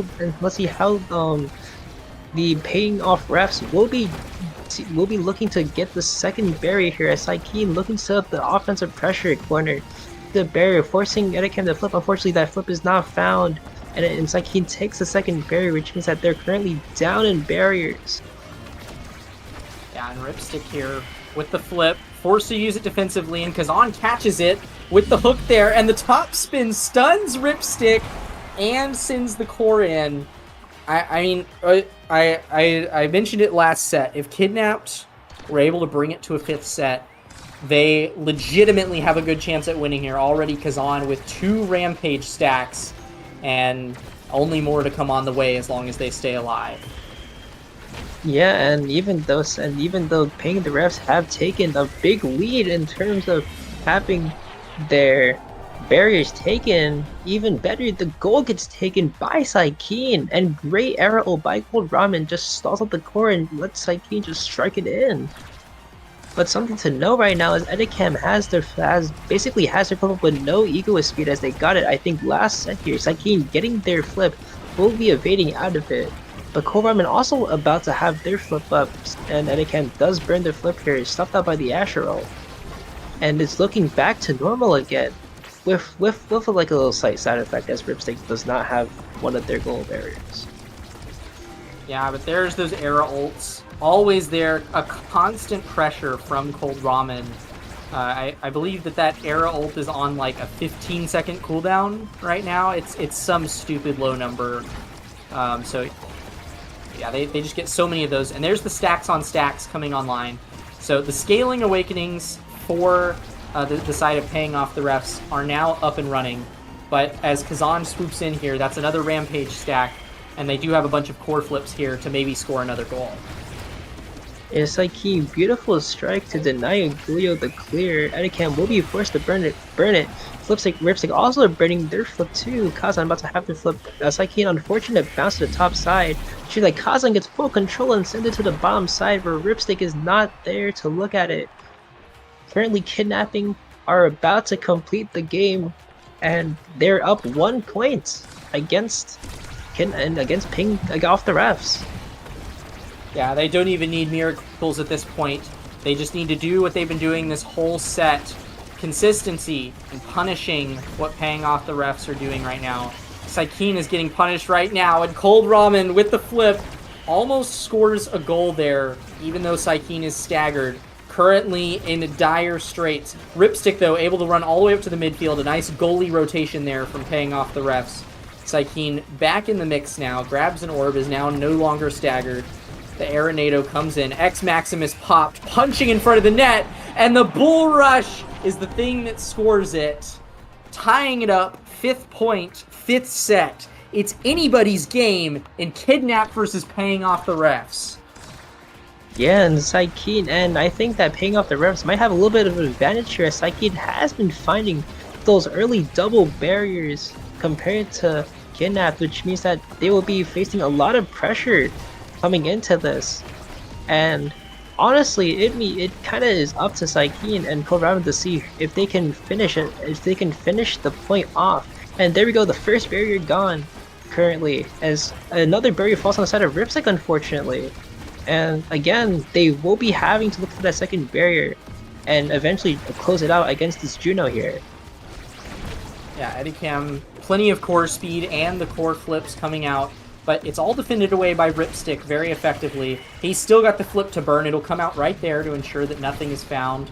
Kazan hooking in front of the net, but it is a bit of a triple defender setup for paying off the refs here. Saikeen with those mag souls is able to do that. Now coming in with the bell ringer, stalls out the core flip, but the barriers are first down for Ripstick, and Edicam with the flip will be the one to shoot it through. That is Kidnapped taking the game. I mean, that is 2 set 5.5 matches in a row. Just incredibly exciting stuff. Yeah, and unfortunately, they kind of, like, again, a 30-minute game brought to you by these two, by just crazy awakening starts in general.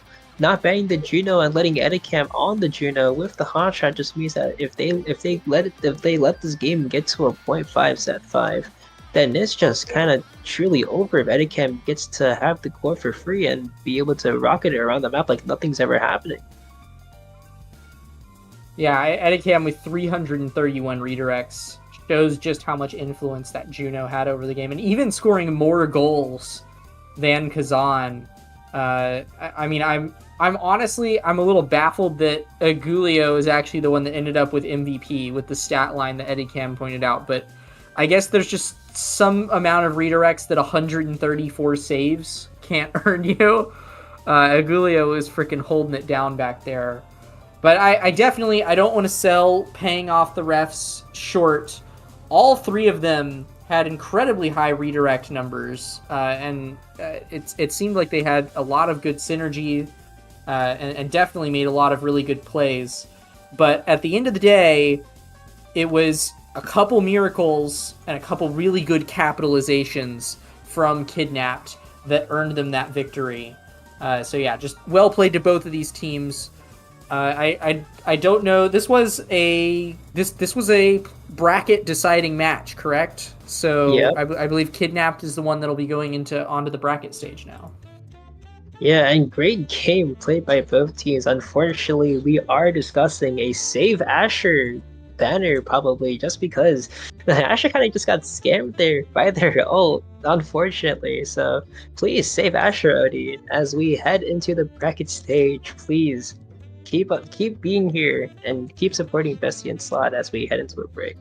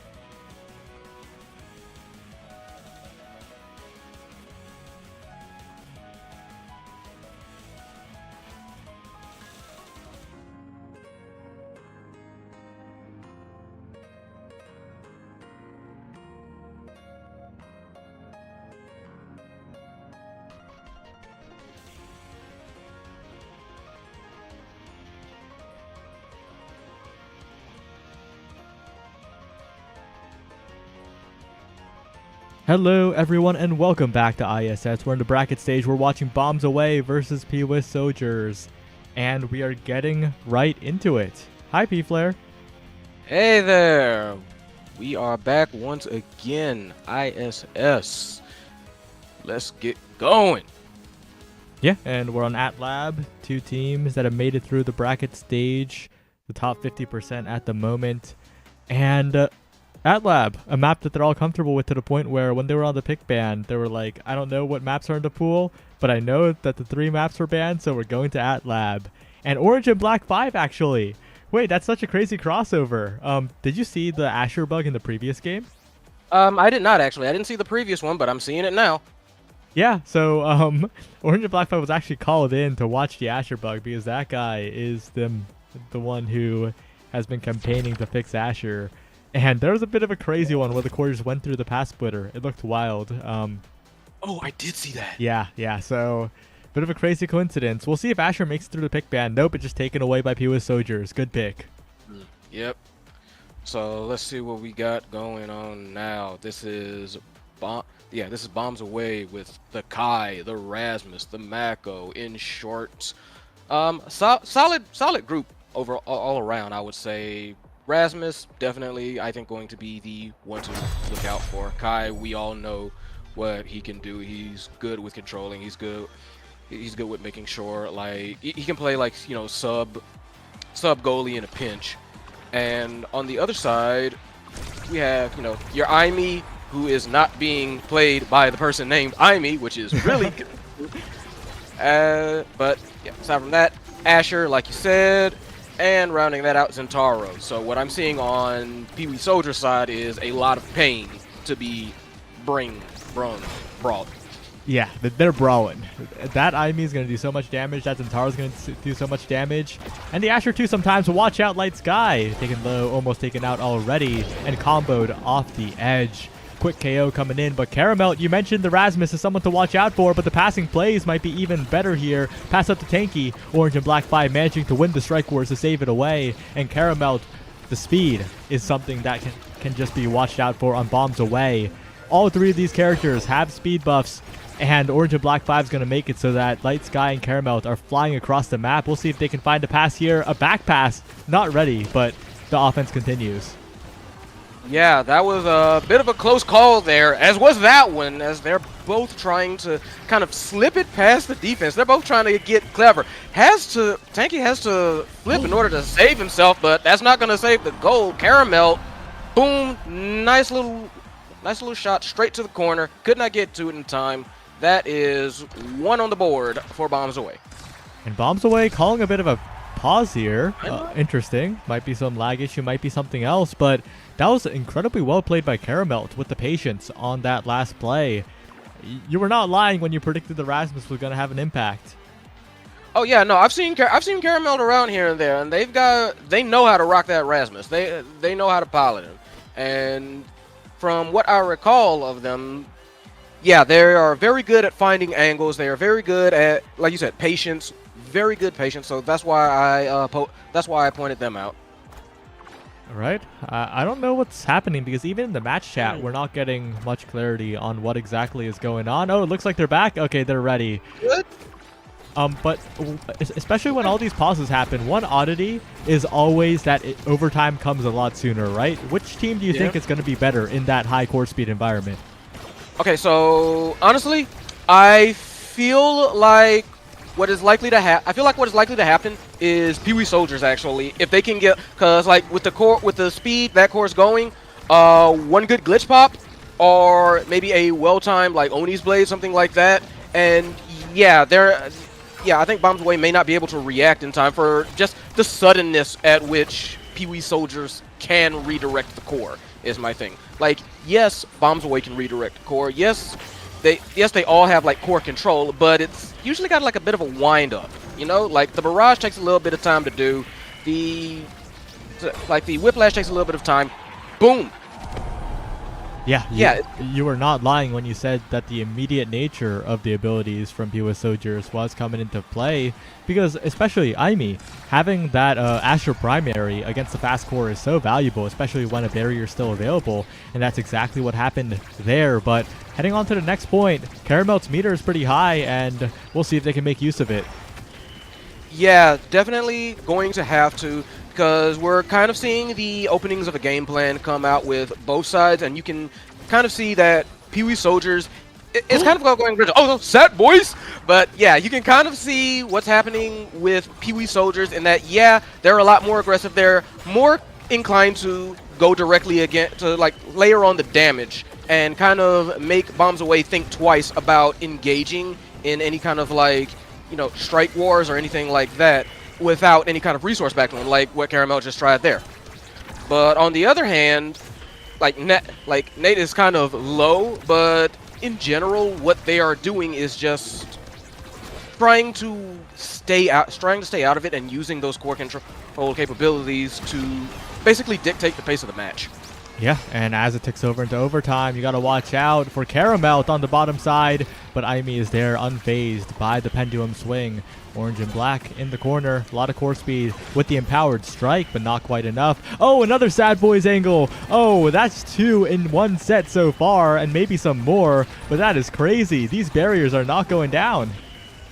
Yep, still they are Orange and black holding on to that last one and doing a commentator's curse. Nice flip save. Beautiful. Caramel tried to block it. Could not quite get it. Course flying around now. Both goals open.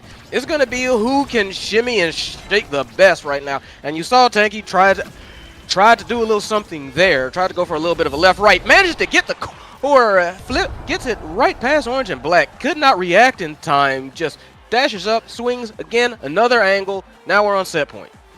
I really like how Aimi played that. Not just the dash to catch the core, because let's be real, like that was half a miss from Caramel, unfortunately. Like that was an incredible play too, but after that, when Caramel pushed up with the core on the second try, just walking up and primarying to make sure that Caramel had no angles, that was really valuable in the open net situation. Yeah, and that speaks a lot to the quickness of their decision making, and you know, like said it before, say it again, like being able to keep your mental up in a lot of high pressure situations, be able to make those snap decisions and say like, they're not going to react to this, or I'm going to, you know, like place a good bet on this action. That is what wins games. That's what wins tournaments. Orange and Black 5, though, no slouch either. Solid on the defense as the barrier falls. Maybe a big opportunity in the power play for Bombs Away if they can get a passing play started. Trying to find one here with the strike shot, but stuffed away by the Oni's blade. A little bit too hasty is Orange and Black 5, as Tanky is so patient on the dribbles, but it goes to Caramel. Flip available, but the hit stun from Aimi. Make sure the flip can't be used just yet, but doesn't even need the flip. So much confidence in the hook. Yep, Caramel was kind of lurking around down south there and just waiting for the core to come to him, at which it did, and quick hook, quick goal. Just got that patience, knows when to strike. And now with this meter available, it might be Bombs Away who are favored, but taken out. So much greed, patience and greed. They're two sides of the same coin, trying to maintain that flip and holding on to it for too long, but they're still keeping the barrier up. Yeah, Orange and Black has done honestly a very good job at being able to hold these barriers. Sad boys! And it's paid off for them in spades, honestly, because with them trying to focus on getting that barrier down, what Bombs Away has been able to do is take away the consistent offense that they had tried to get started and have allowed their own offense to flourish, because Caramel is just waiting there. Light Sky manages to force it in, and yeah, Bombs Away kind of a little bit of a come from behind, and they take it. Yeah, and with the first pick, that's Egoist on the board. But there are plenty of other good awakenings in this draft. The single spark, the stacks on stacks, the unstoppable. I'm wondering if unstoppable or stacks is a choice for Aimi here. Both very valuable, but the unstoppable in particular is incredible against Rasmus. Is it going to be picked up? No, it goes for the extra special, and I gotta think that's a little bit of a mistake when your own Aimi is in the draft. Yeah, I was actually kind of thinking, did the Zentaro want the stacks on stacks? But Yeah. no, saved it for Imi, which, like you said, I can understand that call for sure. And instead, going for the built different. Bit of a strange draft here, but Light Sky and Caramel not sad at all about that. What a shot by Orange and Black 5 all the way across the map. The empowered strike to the top corner, and that's already a first goal for Bombs Away. Yeah, and no, you were definitely right. I Bombs Away, I think, got the better of this one for sure with that missile propulsion on Mako. I feel like that's going to shock. That's going to lead to a surprise goal or two. I just get that vibe. I may be calling it a little bit too early, but it doesn't really matter because with Egoist and with a little bit of extra defense for Caramel, yeah, they're going to be a little bit more willing to get into the mix of it and to get into the thick of it. Like, even though Light Sky was a little bit low, managed to get a little bit of energy there as they're trying to fend things off. Like, there's a bit more aggression coming from them now that the first draft's come and gone. Gotta watch out for the top corner, but a good strike shot by OB5 gets it out of there. And Caramel picks up the KO. Big power play now, but 2 flips available for POS Soldiers. The back pass now to try and send it away. But that back pass might have been a little bit off in the timing. Tanky finds the core, finds the flip, and ties up the set. Yeah, just goes for the flip, and Orange and Black kind of, I'm not gonna say like get caught sleeping, but just got surprised. Which, to be fair, can happen. Flips just rock like that sometimes. Right, another flip, but oh, unfortunate spot. Good turret by Nats to cover the corner. And now Tanky's taking a barrier, looking for another, as the ensnared drums are also a little bit off on the timing, it feels like. Caramel, 1 barrier, looking for 2. The bounces, Imi greets the flip. Really tough situation, and now Bombs Away are the ones in control with 2 flips coming up. Yeah, very much Bombs Away have kind of figured out their game plan, and they are in the driver's seat. Have you noticed that almost every goal, Bombs Away just kind of, I'm not going to say like they give up the top barrier, but they don't put nearly as much dedication on defending it as they do that bottom one. That's what it comes off like to me, and I feel like that's 100%, you know, like conscious. That's just, they have decided already, like, don't worry about the top barrier. Let's just pick one, dedicate our defenses to that one, and play around that. No, I think you're absolutely right. I think Orange and Black 5's been looking a lot more comfortable on the bottom barrier, so that choice is definitely a good one. Imi, though, a little bit of a miss on the hit to the corner. Goes right back to Caramel, and that will be Bombs Away picking up another goal. And they still have the meter available. They still have the flips. Even though they find the goal, they're still at a very solid spot in the energy economy. Yeah, I mean, they are very judicious on when to use those flips, and you saw like both Nats and Imi, they tried to challenge, and because they were anticipating the shot a lot sooner than it came. They were just, we gonna wait you out, we gonna make you flinch, and that's kind of been Bombs Away's thing the whole time. Right there again, we're gonna make you flinch, and we're gonna make you swing first, and we're just gonna be ready for it. And they've been playing that game plan to perfection. That's almost getting knocked out, and you can see that Bombs Away good on the offense now. Jeez Louise, 1 down, Tanky very low. He is hunting, he gets it. Oh, this is a 3-on-1 power play. They do manage to get a barrier, but this is the time they need to push. Yeah, they need to find the goal here, but Imi plays that masterfully, finds a barrier on the other side, and now the power play is ended. And if POS Soldiers get that barrier just like they do, suddenly the game's even despite the massive power play, and Nats gets in there as well. Bombs Away just fumbled a 3v1. Like, I don't know what else you say to that. Like, that was your point to lose, and you lost it. Well, they still have another point to play with. They still have another chance, and thankfully they have energy on Light Sky to play with as well. So they can take this barrier, they can take this goal, and that point could not even matter. But really good saves coming out. The pass splitter, the abilities, the flip. Oh, but the second strike from Light Sky is good enough. And it's going to be on Tanky and Nats to find a second barrier quick. Trying to find a little more here, trying to find a dribbling play, but no, it goes to Caramel yet again, and this Rasmus has been so good at finding the open space. Orange and Black forward, not quite enough. Bounce to the top side. Caramel looking for a dribble, but saved away by Aimi again to the corner, but a kill found on Tanky. Caramel on the bottom side. Aimi barely gets the dribble, and yet again, heroics from the goalie. As the flip comes out, bottom side, Caramel misses the shot, but converts on the rebound. 3-2, bombs away. Have a massive lead now. As we head into the draft, looks like, as foreshadowed earlier before we got onto the stream, P-Flare has gone to pick up a package, so we're going to be chatting a lot more. You're going to hear my voice instead. Rapid Fire, a big pickup here, especially with how efficiently the barrages had been used by Light Sky, and Twin Drive for the uptime as well. This is a draft that is going all bombs away. Twin Drive denied by the Asher though, and Aimi's had some good dashes, but there aren't such crazy awakenings on the board other than Timeless that is denied. I think Bombs Away played that draft pretty well, and P-Wiz Soldiers really need to find some clutch plays because right now they still have the same weaknesses they did in the last set. However, that Knife's Edge Awakening is pretty good. And of course, the denial on the Timeless Creator does mean that the cage from Orange and Black 5 is a little bit more awkward to play with.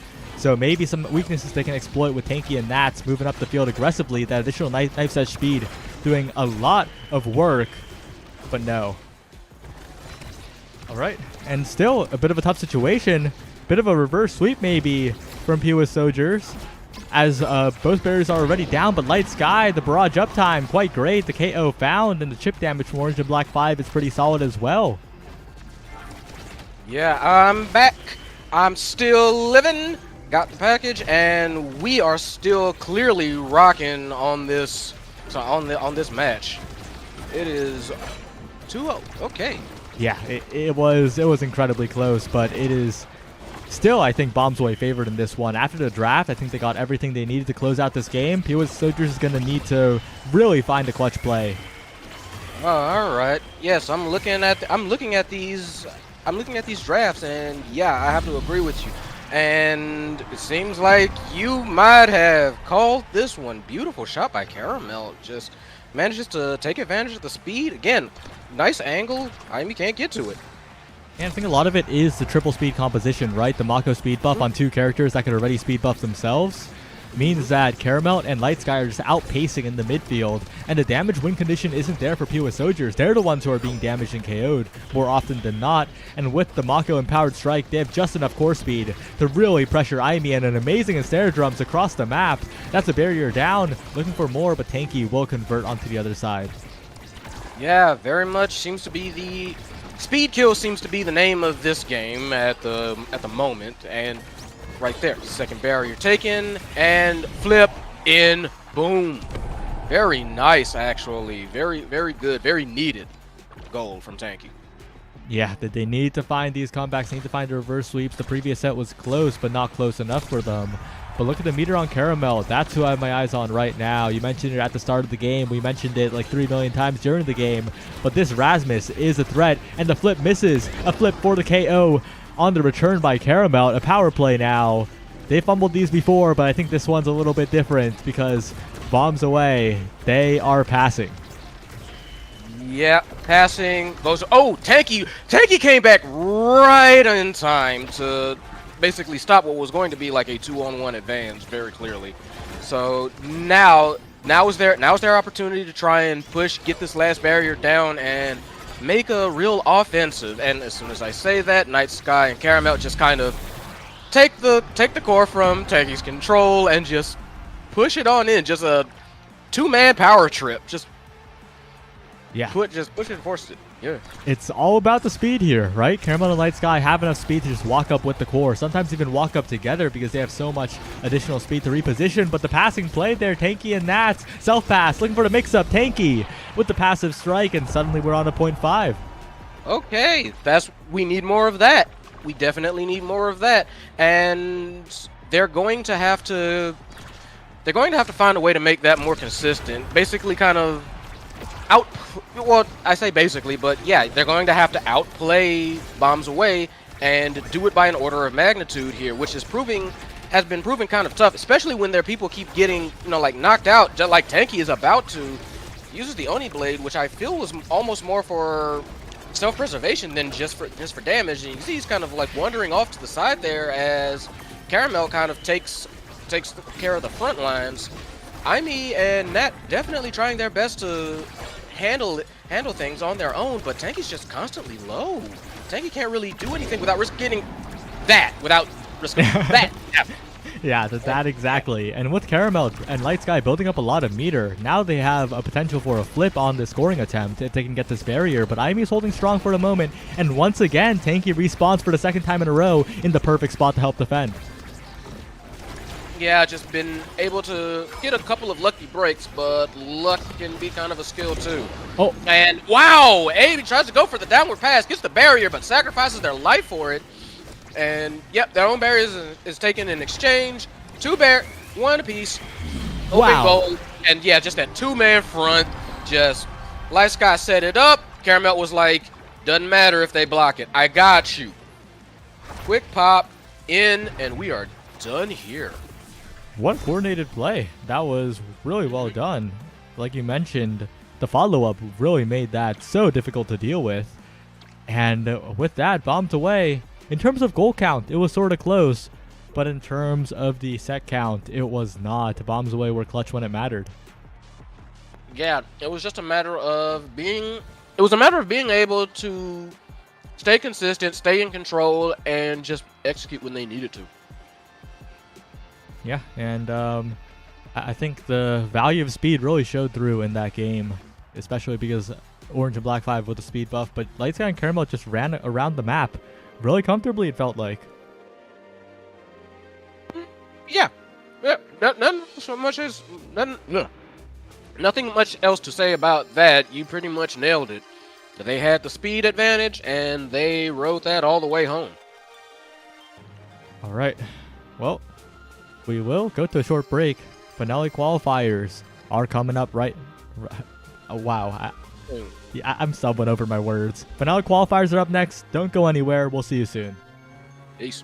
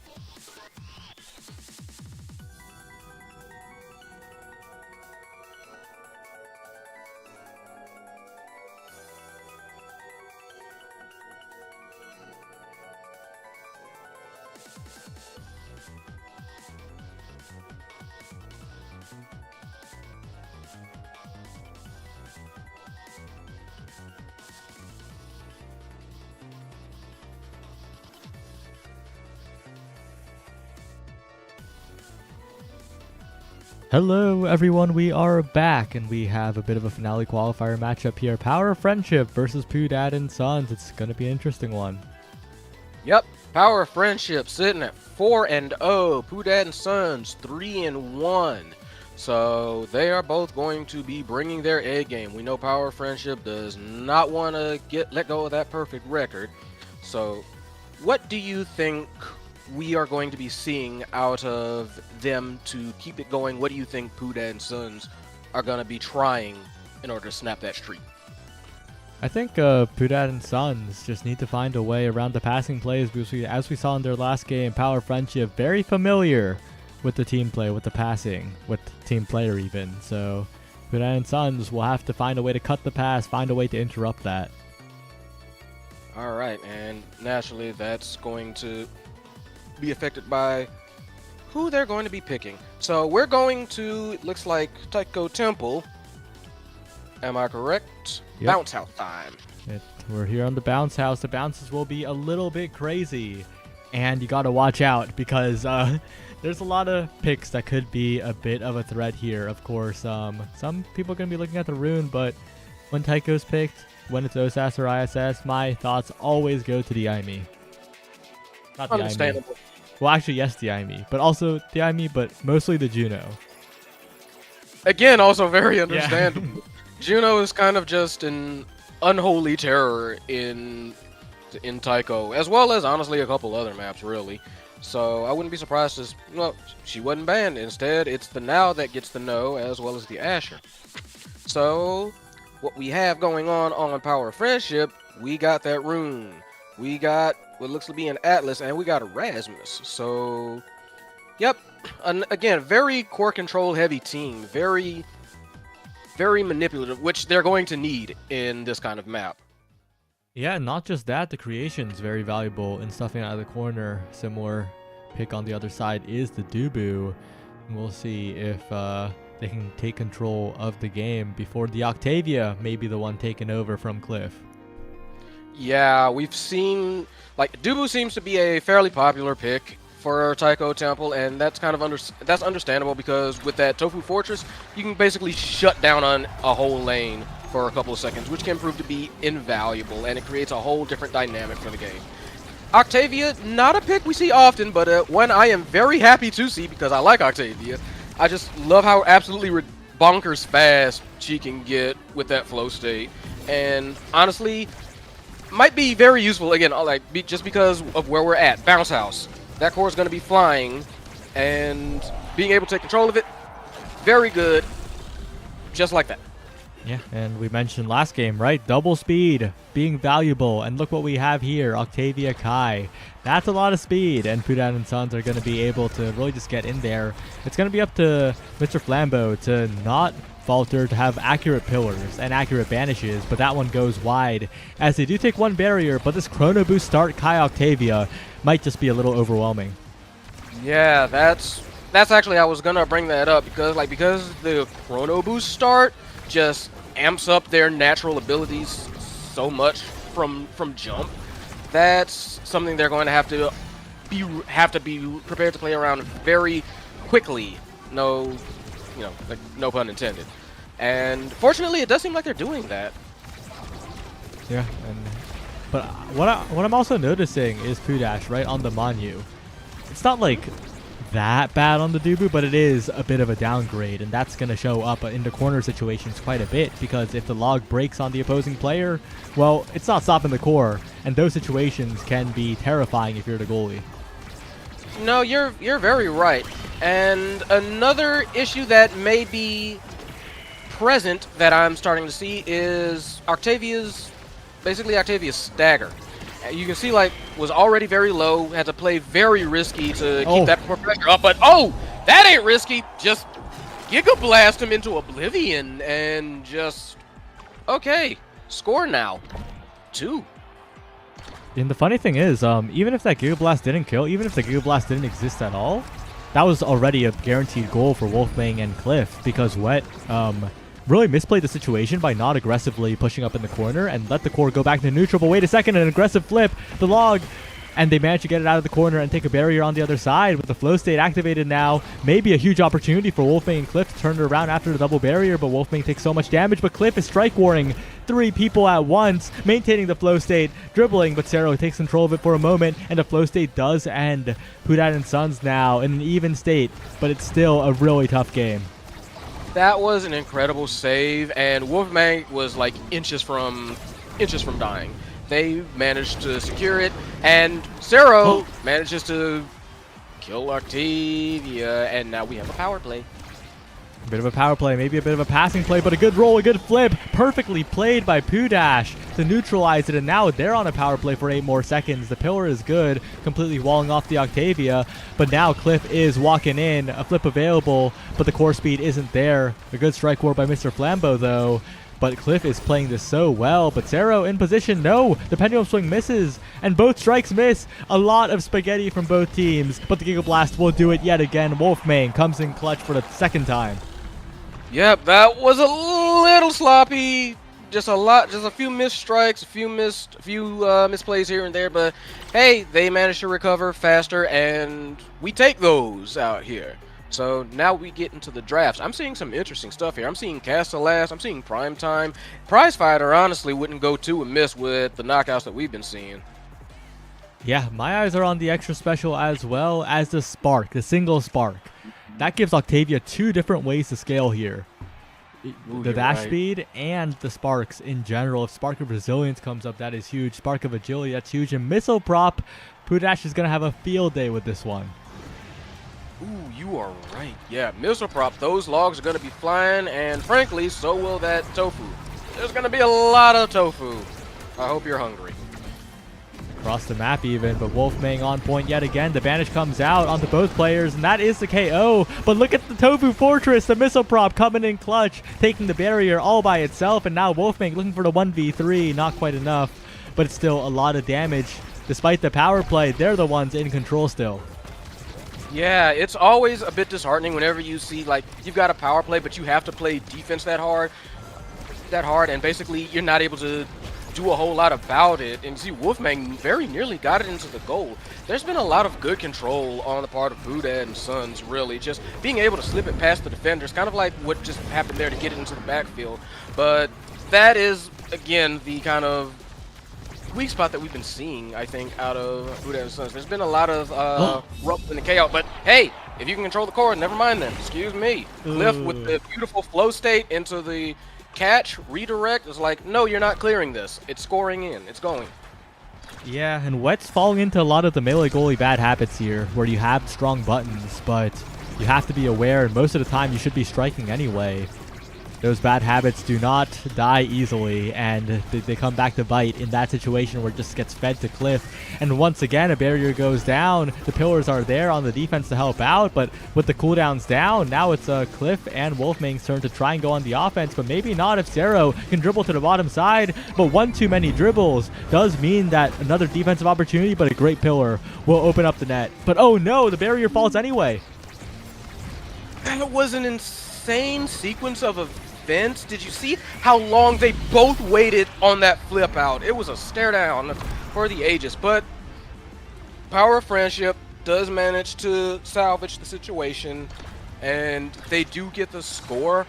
But that was kind of like a wild sequence, and I don't know if that's not the cleanest that they need to be playing against a team like Boudad and Sons. Dash top side, looking for a passing play to Cliff, but flips a little too close to the center bumper, and it bounces off away.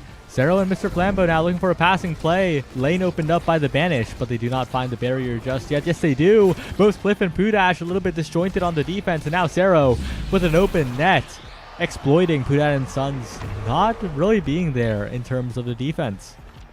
Yeah, once the core went down to the bottom area, and you notice like Flambeau caught him with a banish, caught Cliff with a banish, and I feel like Cliff was going to like clear it out, and from there the defense kind of fell apart, honestly.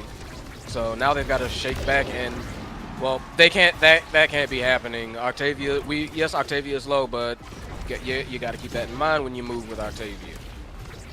Good dribbles, but Wolfmang so low, hooked away. Gonna be KO'd by Wet probably. No, actually, but it's Sarah who, although being incredibly low, does find the barrier, has a flip available, finds the KO with it, but a good strike war by Cliff. Reduces the damage somewhat. But again, Wet, you can't be using Expanse for everything. Like, it is just been a mistake twice in a row now. And if Cliff and Wolfmang can somehow find this one, it's just not good. Yeah, been a couple of noticeable misplays, bad usages of ability, like you said. And right now, Cliff is doing their best to push this core forward. Wolfgang behind them. They have to flip in order to save it.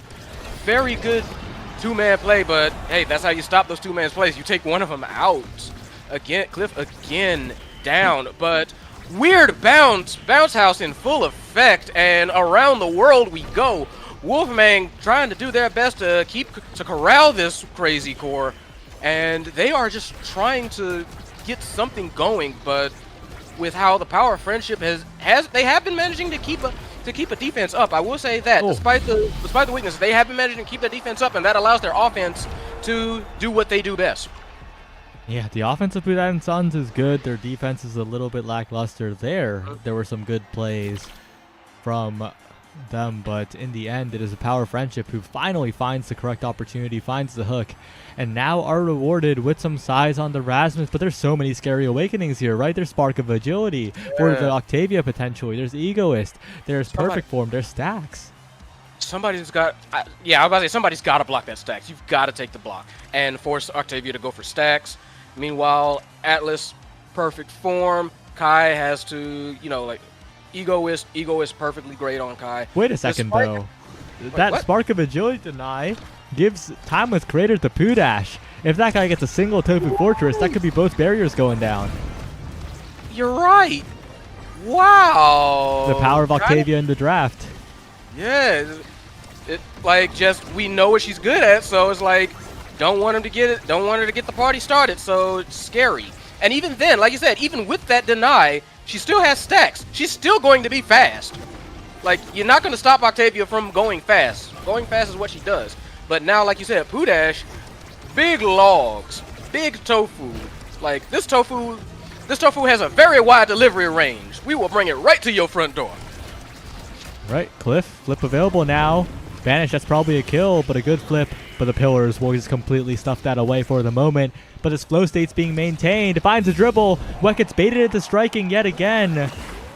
And it's just awkward because in previous tournaments, I've seen Wet really hold it down, but this game, not looking the greatest.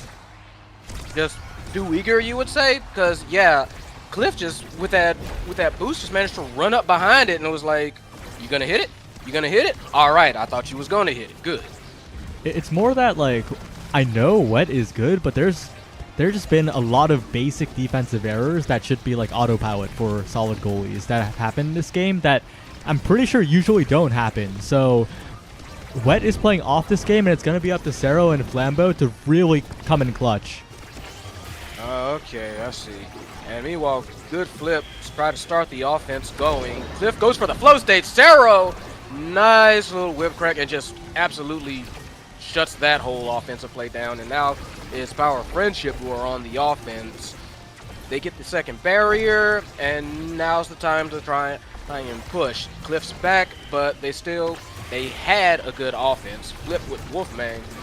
Gets the barrier, and weird bounce with the Tofu Fortress. Yeah, but Cero's been clutch on these scoring attempts despite that, right? Yeah. That guy's been Yes. picking up weird bounces, been hooking it, been striking it to the top corner, and really just been getting it done here. And I think that's really been the saving grace of the Power of Friendship. Cero's stepping up, and Flambeau's getting the pillars, the banishes, and already a barrier's down, looking for two. Cero's going crazy. Yeah, you're very right. Cero is on lock. You were saying like it would be up to them, up to the front line, and it just kind of tap dances on in. Wow, weird miss okay. from Cliff. Really awkward, just completely misses the core on the strike there.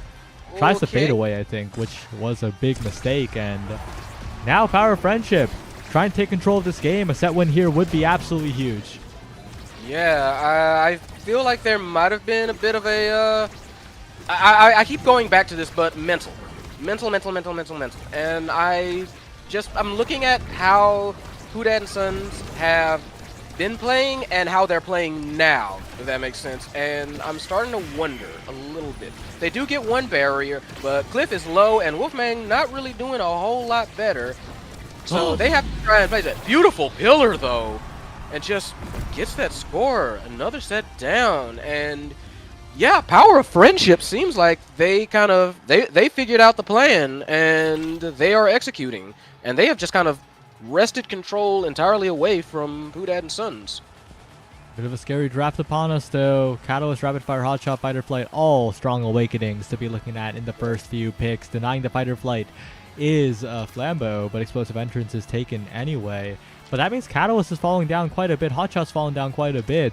Rapid Fire's falling down quite a bit. All great awakenings. I think that's the correct choice, making sure team player does not go to the Atlas, but that guy gets Hotshot anyway for core speed. I think Power of Friendship pretty happy with this draft. Yeah, absolutely. Like Pudad and Sons, I don't think they got bad, but not quite what they would optimally want. So I overall, I definitely agree with you. But even beyond just, draft picking is up, they have to kind of tighten up their gameplay a little bit. Pudad and Sons, they have to look into trying to figure out why aren't they making these stops? What is Power of Friendship doing that is getting past them, aside from murder? Well, that might just be the difference here, because the Banish is set up into KO. Cero and Flambeau are so practiced on that earlier on. It wasn't banishing the pillar, it was banishing the pendulum swing from Cero. And right now, Cliff trying to be the difference maker. Really good primary and really good mix-up from Cero. Well played on Wet for pushing up there, getting the primary right past Cliff, and setting up Cero perfectly for the one-on-one with Pudash. Yeah, it seems like kind of the whole team coherency thing has almost flipped around entirely, because originally Pudash and Sons were playing very good, very 2-on-1, very aggressive and coordinated offense, and now it seems like it's Power of Friendship's turn to say like, hey, we've actually got our act together. We know what we're doing. Beautiful flip to stop the offensive attempt by Wolfman, and just another kill, and yeah, maybe we're right. It's just they're killing and they're causing these power plays to happen, and that's just giving Power Friendship a bit of leeway. Again, like you said, like Wedo was moving up, but that's kind of always the downside to playing a forward goalie, and that's risking your backside, risking the barriers. But they only got one taken, which frankly, I don't think they will be like too frustrated about that. Oh, and a good revive as well. Make sure that Flambeau doesn't go down. Make sure the power play is not there. And an amazing shot across the middle finds the barrier.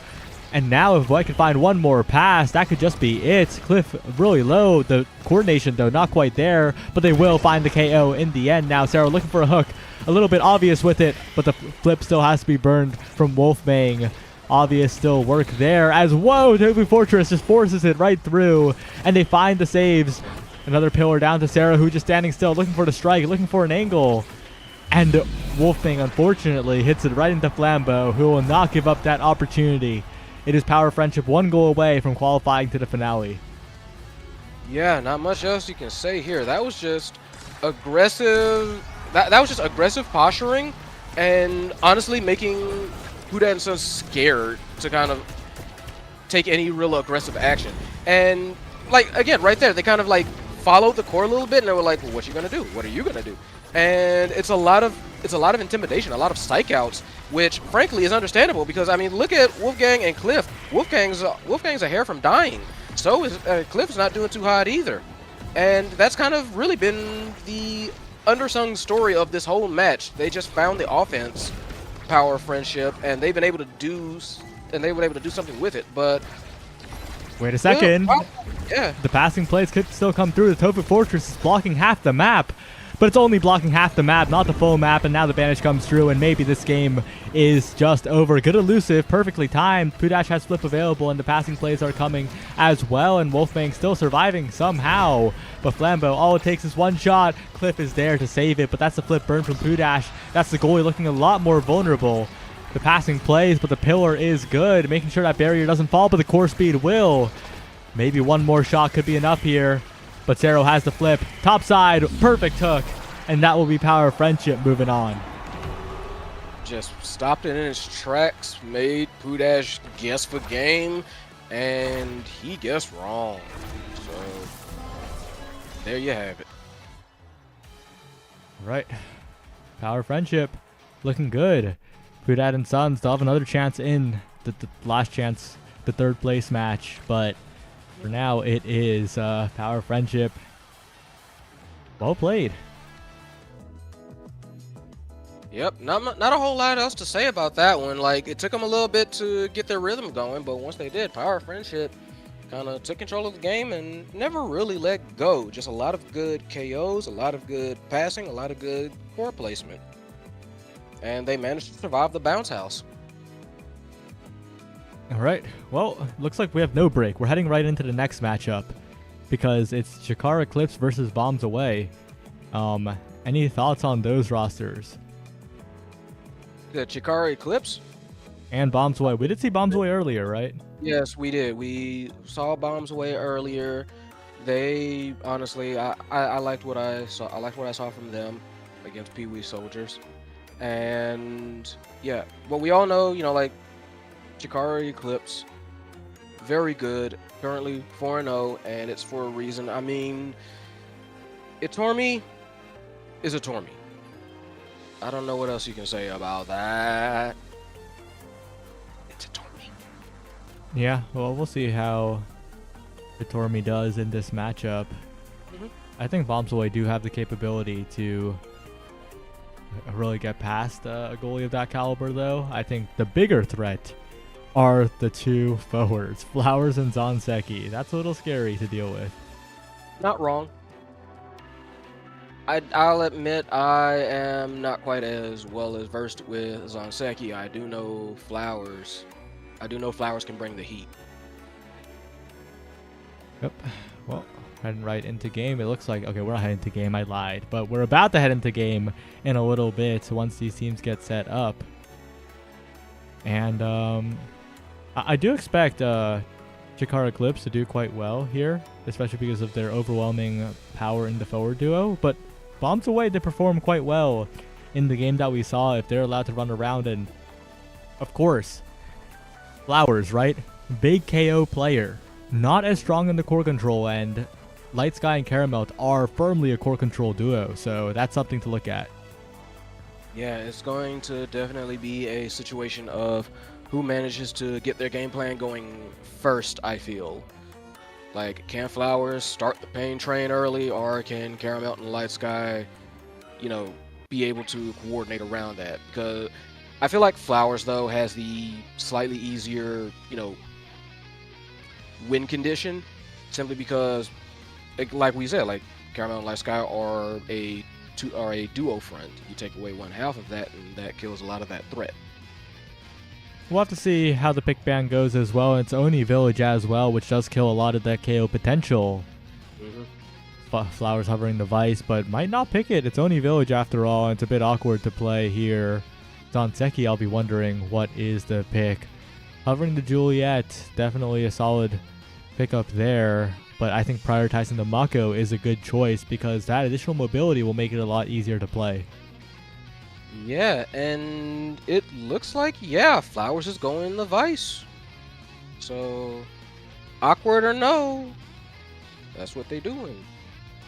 Oh, Zanseki actually swapping to the X on Oni Village. Definitely a choice. Not the most effective pick on this map, but if X is in position, it could be the answer. Flowers, though, hovering the Juno, that might just be the core control answer here. But going back to Comfort, going back to Vice and Drakkar, this is a weird composition. Definitely one of the weirdest Oni compositions of all time, but I think they can make it work. Yeah, I'm not going to put anything past them. I was about to say, like, if they were going X Juno, then I could see the logic, because, like, Juno would basically make the normally wide open Oni Village into something of a minefield, and X could try and, you know, do X things with a lot of paths of advance or retreat cut off. But with this composition, Vice, Mako, Drakkar, I have to admit, again, I can kind of see what the idea is, but it's hard to put into words for me. And I think the big thing is, if Orange and Black 5's on point, this comp sucks at scoring. Like, let's be real. Like, these barriers, in theory, should be staying up for basically forever. So it'll really be up to the KOs to do power plays, and Orange and Black, any missteps will be punished. Yeah, for sure. But wow, just manages to strike it through Orange and Black. First goal for Eclipse. Yeah, and Flowers positioned to blink perfectly there. Orange and Black 5 not ready. But Caramel, look at that, looking for the barriers early, but a good strike shot by Tormi will prevent that. But once again, Zanseki pushing forward, but it's looking a little bit shaky, this offense. They are finding the bottom barrier, though. But it's all up to the single barrier, right? If Orange and Black 5 can hold this one down, that is how Bombs Away win. No, yeah, I definitely agree with that, but I am a little bit concerned about said defense. I am a little bit worried that, you know, like, as well as we've seen Orange and Black perform, that I suppose I'm still just trying to kind of, like, figure out what's going on with this Vice Drakkar comp. I'm being real with you. So I'm just trying to... Okay. Oh, that's awkward. Yeah, okay. So basically, Vice Drakkar, if they get the barriers, they'll take them, but these two are not good barrier takers. Like, a good goalie will just be able to defend against these two by only using strike. No abilities required, basically. And if abilities are used, then that makes it even easier. The main thing is just punishing mistakes, like we saw there. Light Sky got chipped down to a fraction of the remaining stagger, and then just got blasted off the map. So, if Bombs Away are making any mistakes or taking a little bit too much damage, they will get punished. Yeah, and on the other hand, they finally got both barriers down for Jakar Eclipse, even though they got one of theirs taken in advance. So now it's just a matter of getting the core up and getting it through. Nice strike by Tormi to block that off. And really, it's going to be one of those catch as catch can kind of situations. And what I mean by that is that it's kind of going to be not necessarily aggression that takes it, but manipulation of the situation at hand, if that makes sense. Yeah, putting them into uncomfortable situations where they could get KO'd even. Tofu Fortress barely goes wide. That's a rough spot for Bombs Away. But they're still pushing forward. The snare drum's coming through. Caramel, though, needs to not get hit by this primary, and Tormi actually targets the core. Weird thing to do when you're playing Vice Drakkar. You should be primarying the players, not the core. And that additional damage really adds up, and that's the win condition for this team. Yeah, it is, and you can see Flowers has been...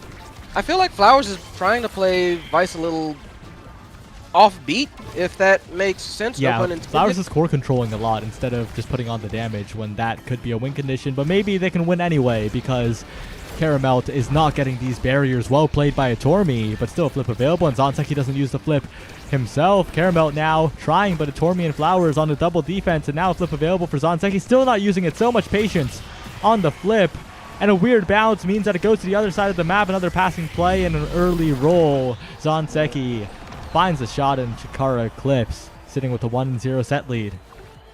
Yeah, so definitely right now it's kind of like you said. It's not so much that, you know, the players are it's not so much that they're steamrolling like the other characters. They're just catching on to mistakes that Bombs Away have been making and just capitalizing nearly immediately. Like that was the story of that entire set. Yeah, it's gonna be even tougher here because Unstoppable denied. Yeah, that's a very good choice. Making sure the goalie can't get unstoppable is absolutely huge, and of course you get the side benefit of taking a little bit less damage. Castellas as well, great on Orange and Black 5. I think overall, Bombs Away, pretty happy with this draft. Of course, Chikara Eclipse got great awakenings, but after a lost set, Bombs Away, that's a lot of value. Yeah, I don't think they're going to be grumbling too much about like the fight or flight got taken or anything like that.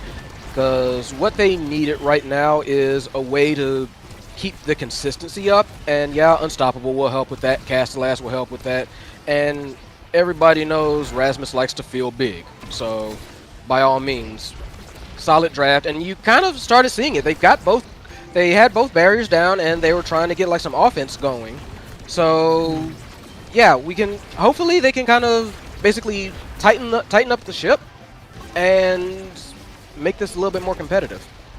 Oh, really scary situation there. Caramel going for a long dribble. And Tormi relies a little bit too much on the strike shot there, and Chikara Eclipse feels like that's a point that they should have won. Bombs Away made plenty of small missteps there to capitalize on, but this time it feels like Bombs Away are a lot more resilient than in the first set. Yeah, absolutely. So honestly, it's not really something that we can really like talk about like right now. It's something that we're gonna have to view about like once the set ends to see just how they've managed to kind of keep their rhythm, keep their mental, and really figure out a game plan. Oh, and Caramel with the mind game. Well played with the patience to not strike early there. Tormi expecting the pendulum swing, evades and loses first strike on that. 2-0 up now. Bombs Away, making it happen. The only concern I have right now is that the defensive duo of Bombs Away are losing to Drakkar Shotgun. And ideally, you shouldn't be losing to Drakkar Shotgun. No, not really. Like, Drakkar is, like we were saying earlier, Drakkar is somebody who should be really... He should not be shooting the core. He should be shooting other opponents. And they've been managing to get away with letting him shoot the core and Vice as well, honestly. Like, just there. Yeah, and as they find the goal, they do find one, and they do have a lot of meter on Zanseki and a Tormi after all. Maybe an opportunity for a big play, but look at that. The Tofu Fortress just sending it right forward. But Flowers are just getting in there, making sure that these barriers can be taken sometimes. But a good barrage, a good strike, they do return the favor on the other side. But again, the threat of the flip on Zanseki. But the Supernova actually sends it right back, and Caramel now has a big play.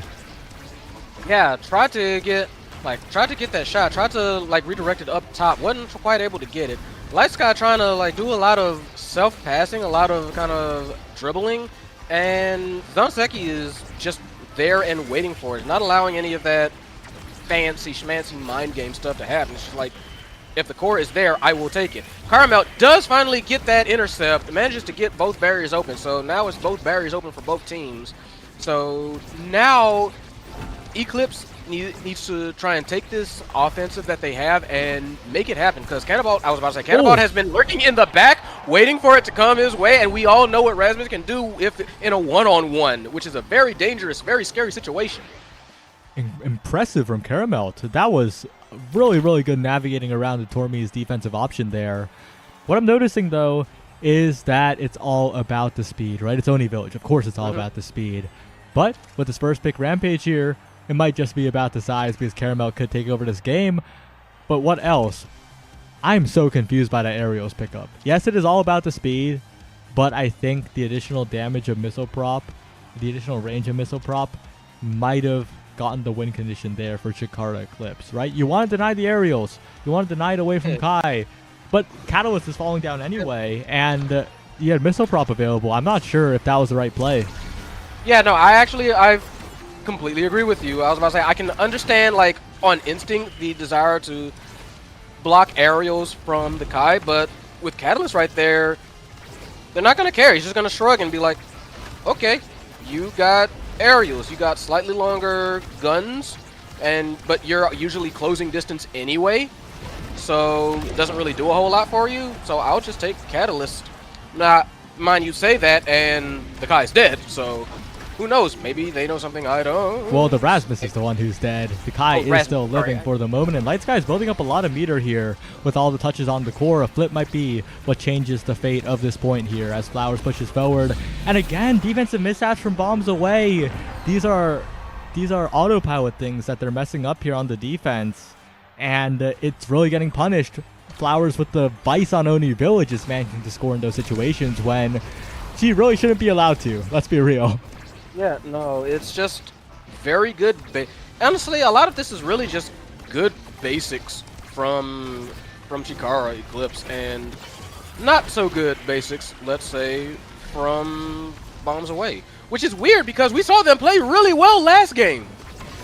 Yeah, I think Zanseki and Flowers are just way more familiar with the fundamentals of Omega Strikers, and it's really showing here. Orange and Black 5, another preemptive strike. You can't be preemptively striking that situation, and now Flowers has a strike war, and Flowers has a goal. Oh, Bombs Away. We need to work on these strike mechanics. Yeah, this is a go back, watch the tapes, and run some scrims and figure out what happened there. I mean, well. Again, it should be fairly obvious what's happening here because, like, it's not, like, super complicated.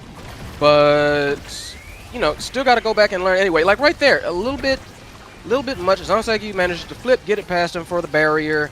And now they are about to be in scoring position. Flowers trying to move it up with Zanseki, moving it, trying to between them. They do manage to interrupt. Caramel does manage to get a barrier. So, hey, this is something like, that is a big honking Rasmus. Oh, no. Oh, but Orange and Black 5 delays the strike enough, finds a save, shot to the top side, Caramel. The mechanics on point here, bringing Bombs Away potentially back into this one. If they can shore up the defense, Bombs Away have plenty of offense if Caramel's playing like that. We'll see if they can do it here. Yeah, that's kind of been the issue for now. Like, Caramel, once they get on the puck, sure, but not. I don't know why that core was not deflected. Sure, but yeah, at this point, it's Eclipse's game to lose, really.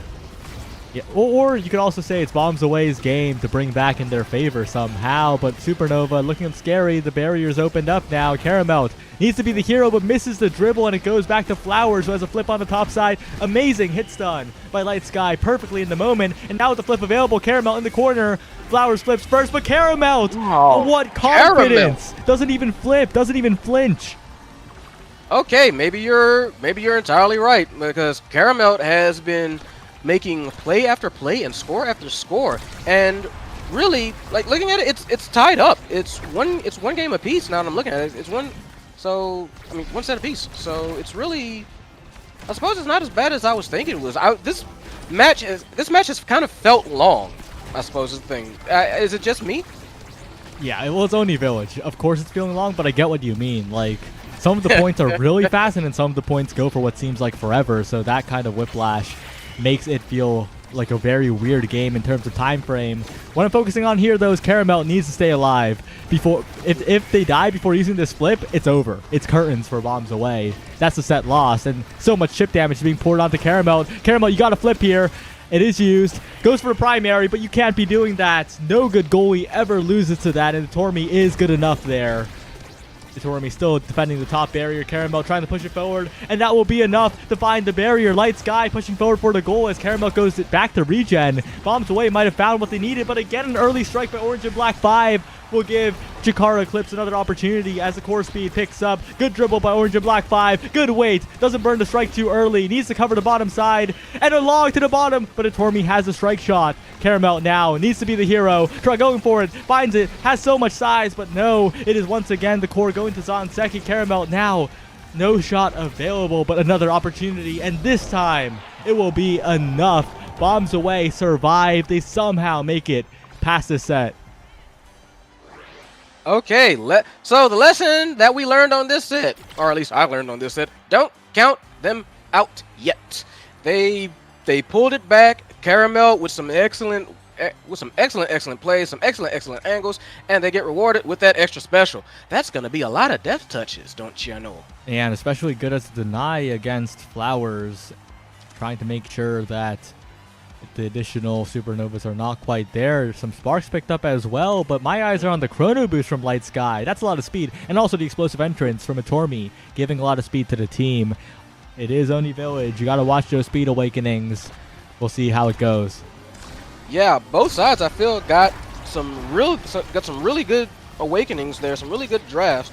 So it's honestly, for me, it's hard to tell who got the better of it, and frankly, I think this basically just steps up the intensity of the entire match to like another level, because like both teams got some much needed stuff that they wanted.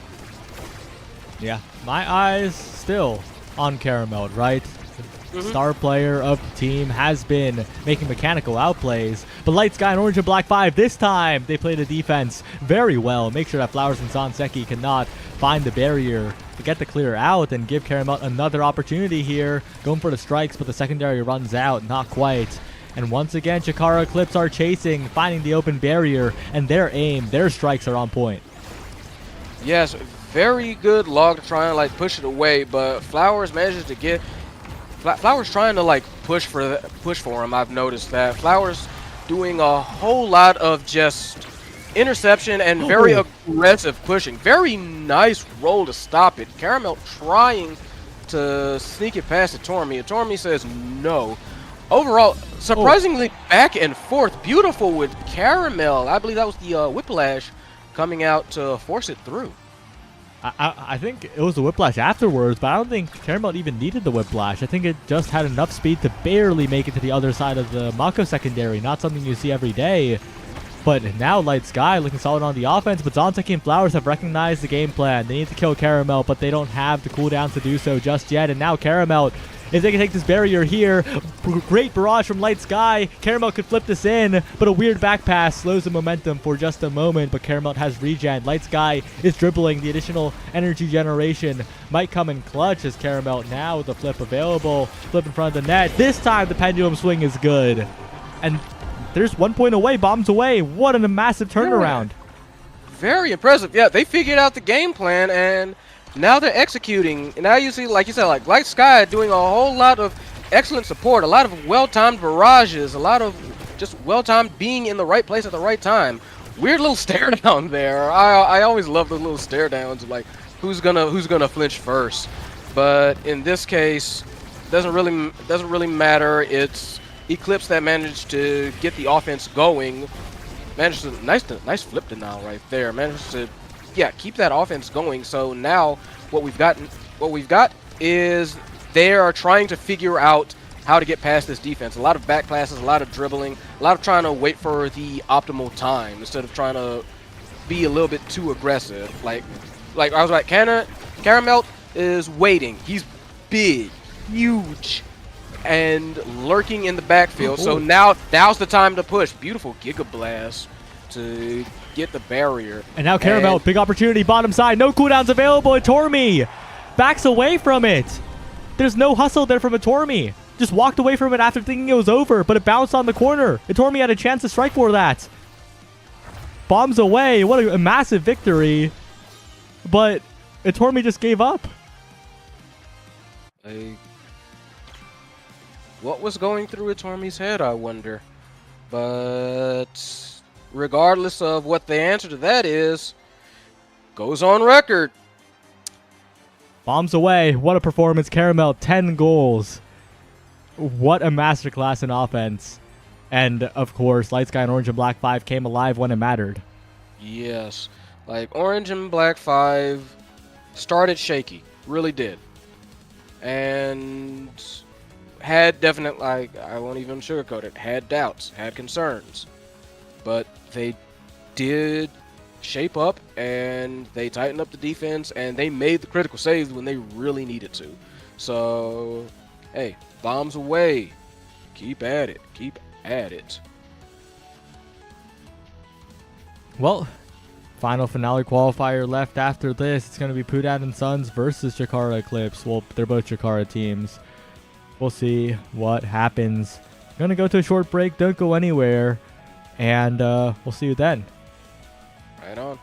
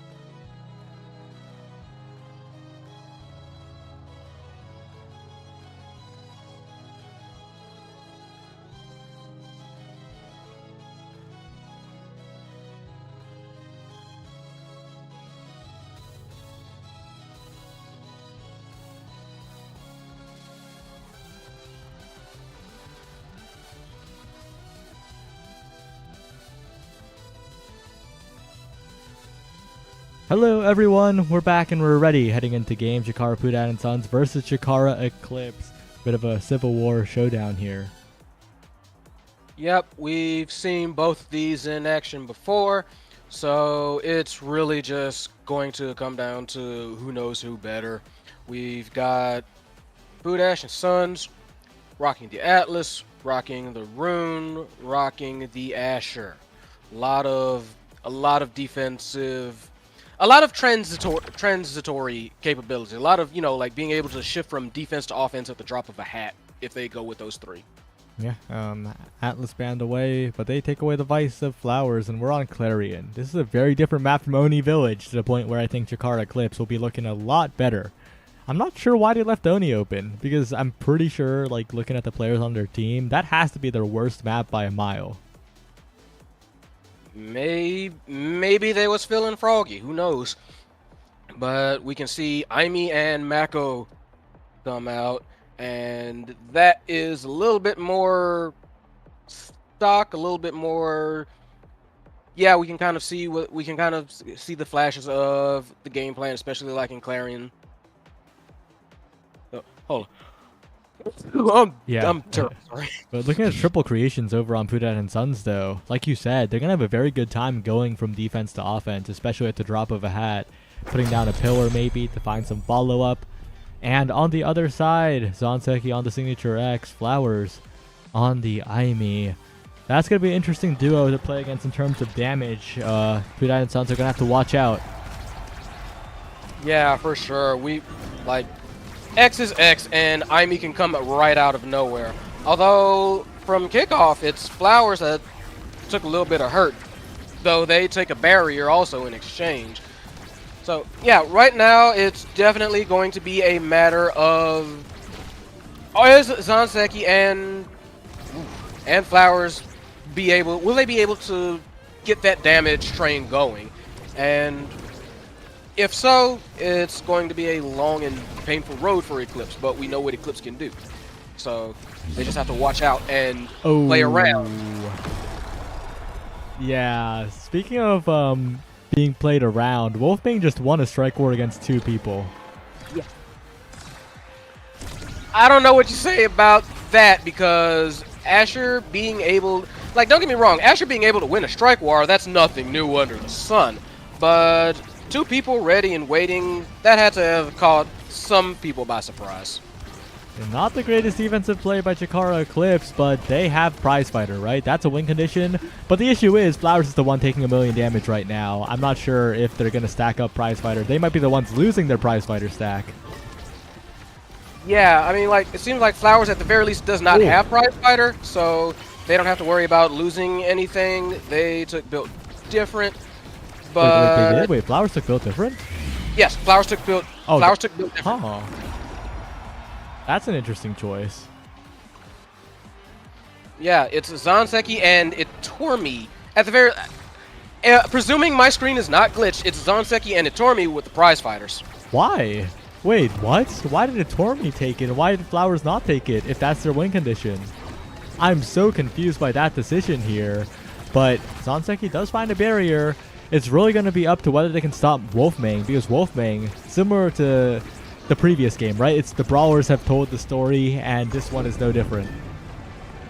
Yep, and interesting banish there. Tries to set up and push things away from the goal. Flowers, regardless of, honestly, Prize Fighter or no, it's still Aimi. Aimi can still go on offense almost at will, so the game plan is still a game plan. It just may not be as effective.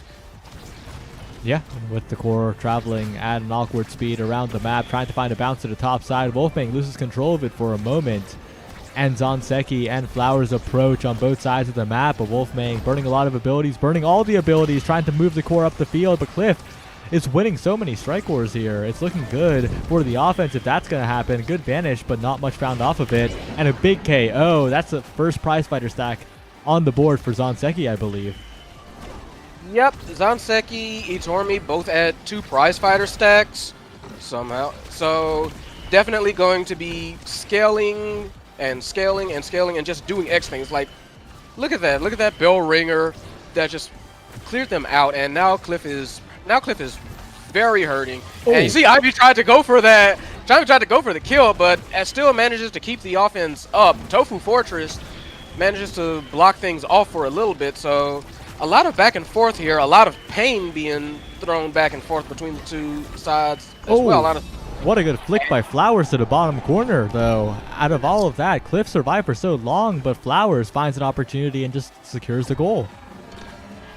Yes, it's just going to be like this is becoming like a very interesting game, honestly, just in terms of who is expected to do what, who can execute among some really odd circumstances. Like, I'm still kind of reeling a little bit at Flowers just not going for a prize fighter. But to be fair, it does seem to have paid off a bit, as well as, hey, Itormi does have 2 stacks of prize fighter. Cliff is near dead, so maybe there's something going on here. 2 barriers found so quickly, though. Wolfmang, what a brilliant offensive play, and Pudash has been stellar on the defense, was amazing last point despite the point loss, and is continuing to make sure neither barrier falls. And Itormi forced to burn the flip. That pillar was already forming by the time it was struck into. And now Wolfmang, world is their oyster, just forces it through the top side. Pudat and Sons looking solid as they head on to the next set. Very, very impressive defensive effort from Pudash, I have to say. Just made sure that, like you said, nothing got past it. Asher with some good redirects, with some good, basically, rhinoing it through, and rewarded with Rampage. So that's just going to make things a whole lot more hellacious on their end. Yeah, and stacks on stacks actually picked up here. Not denying extra special, not taking extra special. Flowers really trying to find a little bit of core control somehow, but extra special going to be so good for Pudash in terms of extra defensive potential. And I don't know. I feel like Pudat and Sons, I feel like they're in position to win this game. Of course, that's calling it way too early, right? But they're in a very good spot. They try to set up a crazy combo onto Zanseki. They're trying to bounce him onto the Tofu Fortress and back into the pillar. They nearly handmade a bounce house by themselves, and it almost worked. That is insane. But Zanseki is the one who has the last laugh. Just has to remind everybody, I am still X. I am still a threat. Get out of my way. Very nice, just forcing it through with the bell ringer. Yeah, had the super surge there as well to slide right in. Cliff on the bottom side, though, trying to set up some pillar plays. Itormi burning a lot of cooldowns, but good saves on the barriers, and we're kind of starting to see the effect of the additional speed on Flowers, making that midfield a lot easier to deal with, and Cliff, on the other hand, looking a lot more immobile in comparison. Yeah, Flowers is able to get to the core a lot easier and just basically shut down a lot more offensive capabilities. I mean, I say that, though, as they get one barrier and, wow, just absolutely annihilated that time. The explosive KO found as the defense does come in for Pudash and Cliff, though. They're looking solid in that aspect, but a dash and a flip from Flowers takes out the rune, and the power play only continues. Pudash almost taken out by the Mako, and Zanseki, good buying of space to make sure Pudash can't even get in range to flip that one. Yeah, no, I'm starting to worry now that Eclipse has kind of figured out, oh, that's what we need to do. We just kill them. And that's how they win. Brawlers get it done, as ever, as always. So, wow, but Wolfmang does get the orb, so that is a really big Asher, but that is also an almost dead Asher.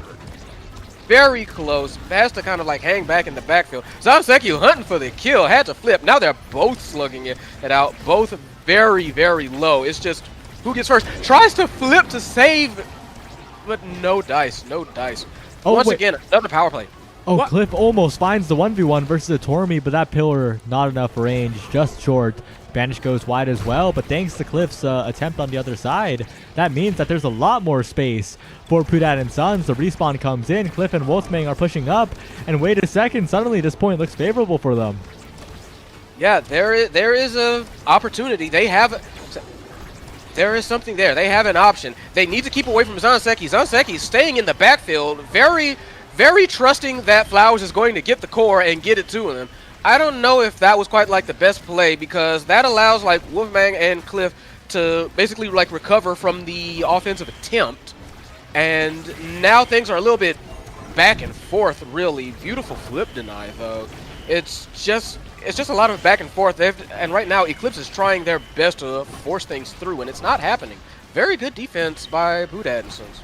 Yeah, and Cliff finds the bottom side, looking for a pillar, looking for the timing, but Flowers is solid on the defense, and the Tormy is as well.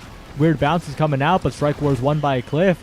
The turret going to send it forward just enough as Pudash, once again, still maintaining this barrier, and the banish comes through. Flowers pushed a little bit too far, but somehow manages to get a strike on it. Somehow still surviving here. Wolfgang flip, not enough to find the KO. Zanseki tries to take Cliff's head off, as massive as they were, and now it's just been this incredible back and forth and a very heavy defensive show here.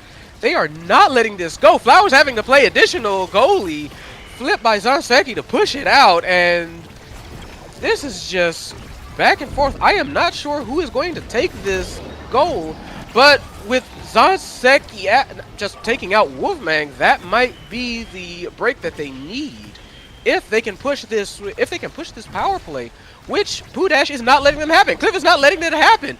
Beautiful hold by the both of them. Although Cliff just paid for it. So again, power play. There's been a lot of power playing going on the side of Eclipse, but they've managed to hold Boudad and Sons, and I'm very impressed. Although I also just commentators cursed them.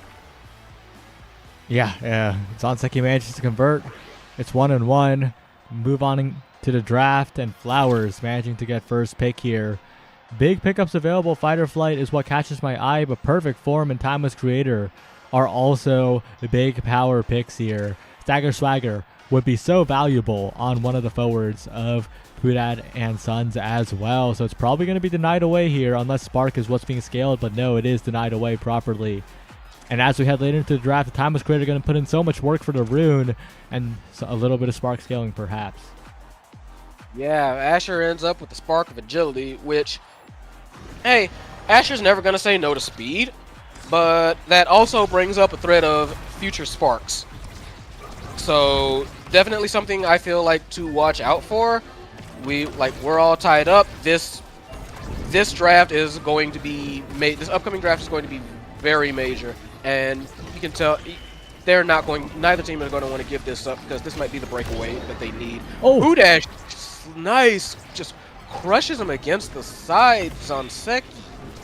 Yeah, big KO now, and now Wolfgang has plenty of time to regen without the pesky X existing on the map. He does come back, but gets stopped in the corner. Now Cliff's the one bearing the brunt of the damage. Just damage pressure really coming into play for Eclipse as Wolfgang manages to hold the core though. Cliff though still not able to regen, but looking for a good strike, not quite enough. Yeah, barely manages to hold that barrier. And commentators are cursed again. Wow. Need to watch what I say, but Wolfgang doesn't mind it, certainly. Finds the angle, gets it past the Tormy, and they take the early lead for this set. Yeah, if they can play like that, if Cliff can get opportunities like that, it's great. And on this variant, which they've been good on with the additional creations, this variant's been very solid. Wolfgang, what a KO to find at that moment. Now they can push forward confidently. Pass to the top side. Tormy doesn't have the range to keep up. A flip to the top side, keeping it contained is Wolfgang. As it slips away for a moment, it's saved away again, and Eclipse managed to escape without both barriers going down. Yeah, Bounce House almost caused a little bit of a cascading disaster for Eclipse, but they do manage to save it. They do manage to get that one barrier. Very good in snare drums, followed up by a very quick banish from Cliff. So a lot of back and forth, a lot of defensive competition, but no, Boudad and Sons, they're open now, so it's going to be on Eclipse to try and push this before their own barrier gets taken and the situation evens out again. Oh, Wolfgang, brilliant play, catching the core, keeping it in possession. Zanseki has the flip, but if the core never gets to Zanseki, what a shot by Wolfgang, what a pass from Cliff, perfectly played by Boudad and Sons. Yeah, very. Zanseki has been doing this for a lot of the game, kind of like staying forward and basically trusting that Itormi and Flowers are going to get the core to him, where he can just kind of like run rampant. And it nearly bit him in the backside once before, and it did bite him in the backside that time.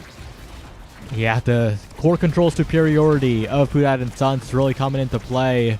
The damage from Eclipse is definitely a factor, but as long as Pudad and Sons can stay alive, they're the ones who are striking better. They're the ones who are moving better, and it's really showing here.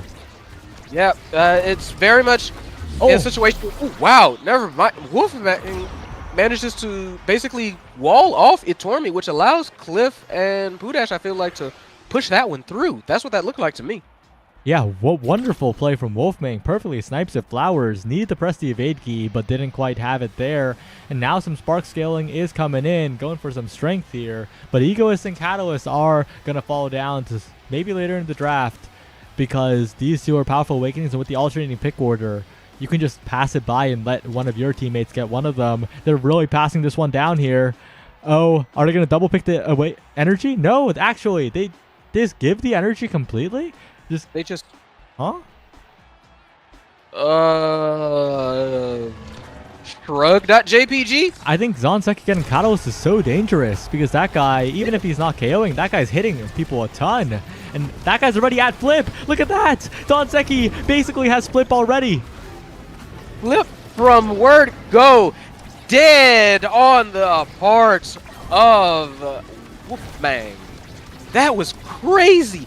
Zanseki already, like you said, like Zanseki already has Flip. I'm kind of baffled they let that one go. And that might have been kind of that might be the turning point for this. I mean, look at the aggression that they're able to show now. They've got both barriers down to Eclipse, and they could be a threat to score. Cliff is big though, so that could never mind. Cliff is dead.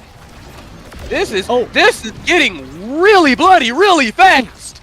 Yeah, Flowers dying there is really bad for Eclipse though. They really depend on the Aimi to shore up the midfield even a little bit, and now it's going to be a tough defense, but they manage to get through it. Cliff in position, finds the Banish, and again, no elusive comes out on the max range Banish. That's a big factor here. Teams that can evade versus Rune and teams that can't. It's a night and day difference in terms of gameplay. Yes, very. And of course flying all over right now thanks to overtime. And Tormy managing to keep that barrier up come hell or high water at the very least. So they have to try and find some way to clear the rabble out, and yeah, killing Cliff will help stop those barriers from coming up. So now is the time for Eclipse to push and basically kind of lock this away. Weird flip by Flowers, does not quite get the core, ends up burning it. Wolfman is looking low, and it seems like Aimi is kind of hunting for that kill. Very interesting firewall placement with the barriers. Wolfman on kind of like their last legs has to retreat for a little bit. Barrier comes out, making Itormi have to make a very awkward dribble, but the dribble they do. Crazy back and forth. Beautiful counter by Zanseki. Punches it through Pudash, and that was a wild point. Oh, bit of a defensive misplay from Pudash. Could have struck it down, but instead struck it right into Zanseki. Plenty of time to react to the core flip. Great play by Zanseki, but that could have been a point for Pudad and Sons if the defense was there. Flowers, though, converting very quickly despite the barrier going down. But a great banish. Wait a second. Double pillar around the world, and Zanseki stays alive. He's alive. I mean, look at there's so many like near dead people. That's one gone. Wolf is down. Cliff is near dead. Zanseki still not doing too good. I'm still kind of like reeling from that Zanseki going around the world. Bounce house. Yeah, but in total, just crazy. It's still a very winnable point for Pudad and Sons, but a pass comes down. Well played from Flowers. The banish is good, but again, it's an open net. An open net could be a death sentence on the bounce house. Wolfmang almost dying, staying alive barely, trying to find a strike with Cliff, and they do find it. Somehow, once again, Pudad and Sons create magic on the bounce house, and they're the ones who take the point. Yeah, Wolfmang dies for it, but it seemed like Eclipse were almost so concentrated on like we got the KO that they forgot that the core was still in play, y'all. Core is still going. So it just kind of like slipped on by below him. Pass play up to Flowers, but the Rune Pillar stops for a moment, but Zanseki's in position, goes for a strike reset, but a great clear by Pudash will limit it to just one barrier. Almost has a flip to use on the defense, needs to be very careful of this Zanseki flip though. And perfect Tofu Fortress, completely neutralized, 2 pillars. Zanseki, no way you're getting through that one. Wolfmang and Cliff top side looking for a dribbling play, but Zanseki, wait a second. Almost has the core again as Wolfmang sends it below, but it goes to Zanseki. Good strike shot by Pudash will stop it for the moment. And now the offense starts for Pudad and Sons to log the pillar, 1 barrier, almost 2. Pudad and Sons, you called it when you said that they were so good at transitioning from defense to offense. That's exactly what they're doing all game.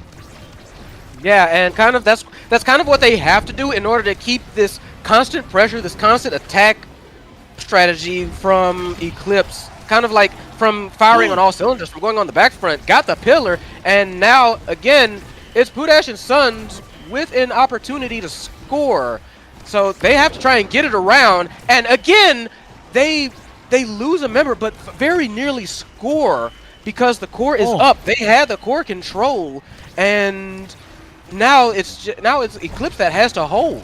Yeah, every time Eclipse gets a big KO like that, there's out of position, it feels like. They make a misstrike, they make a misplay, or it's Pudad and Sons who are on the offense early enough to prevent a play coming out from them. These power plays have been so frequent, but they've been so ineffective from Eclipse. It's like damage and then where's the strikes? And right now, the barrier is still standing for Pudash, who has been excellent on the defense so far. Zanseki's not going to receive the core at all. They're playing keep away so well here, and all it takes is one good pillar, one good shot from Wolfmang, and the point will be over, and it will be a massive lead for Pudad and Sons. Zanseki to the top side, finally taking the barrier, maybe an opportunity here, but Cliff, shot to the bottom side, no, not quite yet, and Pudash is building a flip of their own, a perfect banish, but that might not be great actually, because Zanseki and Flowers are just setting up, taking so much damage though, and it's such an awkward point. Yeah, it's just been a real back and forth, but Cliff manages to catch the rebound. Zanseki can't swing quite in time. They get the score. They are on match point. And Zanseki and Flowers, it's like they used to be KO one tricks, right? They used to be completely KO one tricks. Like now they're much better players. They're well-rounded players, but I think Pudad and Sons are playing well enough that they feel like they're KO one tricks. They're just not striking. That they're not on point on the level of mechanics that is required to win this game. There's a power play, but they're not losing a barrier. Finally, they lose one. Finally, they lose two. I might have cursed it a little too hard. I might have been a bit of an Eclipse fan with that one. Yeah, but no, you're not wrong. And hey, they shake right back 2 on their own. They're saying, nope, we're not out of this just yet. They're trying to keep, and now they have to keep the core up. Zanseki trying to lurk, has been trying to lurk all game, but like we said earlier, they've realized that. Pudash and Son realized it, and their whole game has been playing keep away from Zanseki. So it's a matter of, yeah, that'll help a lot. But the flip missed barely. Lovely vanish, lovely pillar, goes away. They 1 on 3. Can Cliff make a miracle happen? No. If Cliff managed to score there, Chikara Eclipse would never beat the KO one trick allegations. But they survive. Yeah. I would have probably like had to take off my headset for a little bit just to like scream about it. But good start for Pudash. They get a barrier. They've been getting these barriers with pretty fair consistency, honestly. Almost manages to save that top barrier, Pudash, but not quite. Flip to come out to take it away because Wolfmang was lurking there. Wolfmang was about to bullet through. Wolfmang is dead though for that transgression, and they have to move on these power plays. Like you said, they have not really been very effective on these power plays. It's been Pudad and Sons that have been aggressive on these power plays for Eclipse, and they nearly got another barrier. Some very nice pillars being placed by Cliff. Is Cliff the best player in Omega Strikers? Because that guy is 1v3ing the entire team of Chikara Eclipse. It's a core control masterclass from the rune, and the barrier still stands. Looking for an attempt here. Zanseki flips. It's not enough. It's somehow defended away, and now Wolfbane gets the barrier. This game is basically over. If they can find one more shot, they find the power play still, and they do take out the critical rune, and they do find the barrier, but Wolfbane has one more chance. A dribble to the top side, not quite enough, and well played from Flowers to keep Chikara Eclipse alive. That was so incredibly close. That was inches away from being over. But time to calm down just a little bit, because yes, Eclipse managed to make it through, and we've still got another spark on deck. But for the X, on the other hand, Knife's Edge, I can definitely understand that. Team player for Dubu, Aimi gets the spark of resilience. That's definitely going to help with the constant dying. Also, importantly, that's a deny, because I don't think Flowers has gotten KO'd from damage like ever. It's just a deny to make sure that they continue KOing Wolfmane. Otherwise, that would have been way too much stagger to eat through. Primetime is great as well, but triple spark would have been game over. Yeah, no, I was actually about to say that. I was about to say, but that's the other thing. The important thing was, yeah, that deny from Wolfman, because like 3 sparks, like you said, that's scary business. And right now, it seems like the scary ones might. Eclipse trying to remind us they are scary, because they have both barriers taken down. Goals open for Puda and Sons, but I don't think Puda and Sons are ready to give this up just yet. They're still definitely fighting. They're still pushing, and that's one barrier down.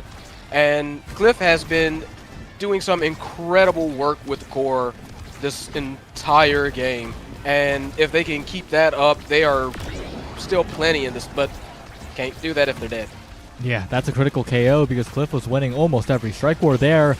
And a great strike shot too, but an amazing aim from Flowers right on the corner. And that's a huge swing, right? Because Puda and Sons have won this variant of Clarion, the Bounce House, almost every time. And now they're on the most Eclipse favored variant. This is the damage one. Yep, this is Eclipse's time to just eliminate the team. And right there, Cliff down almost immediately. Flip tries to push it through, doesn't quite get it, however. Man, Pudash has really been on point with trying to save these. Flip kind of burnt. Sanzeki tries to get it as well. They get one barrier for their troubles. Very, very, very, very aggressive Eclipse. I think they realize that this is their opportunity too. Nice little stare down. So it's going to be a matter of, can Pudash and Sons recover from this loss, from basically recover their mental from like the we almost had it mentality, because you know that can always be a downer. So they have to make sure that they're still on top of their game. They still are able to like execute their game plan, and try to make sure that even with all the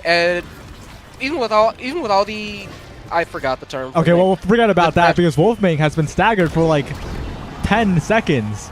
And finally gets KO'd. That's basically like a 30-second death timer. Wolfmane, that guy didn't get to do anything this point. Flowers now sets up a perfect flip for Zanseki. Looks for the reset. Not quite enough. Great pillar from Cliff. And once again, it's saved away for the moment. A flip available through the Tofu Fortress and through to Zanseki somehow. Eclipse now, despite being so down, they're only one goal away from taking the game. Yeah, that was a wild series of bounces, and Pudash just couldn't quite find it there. Yeah, and once again, now they're pushing forward.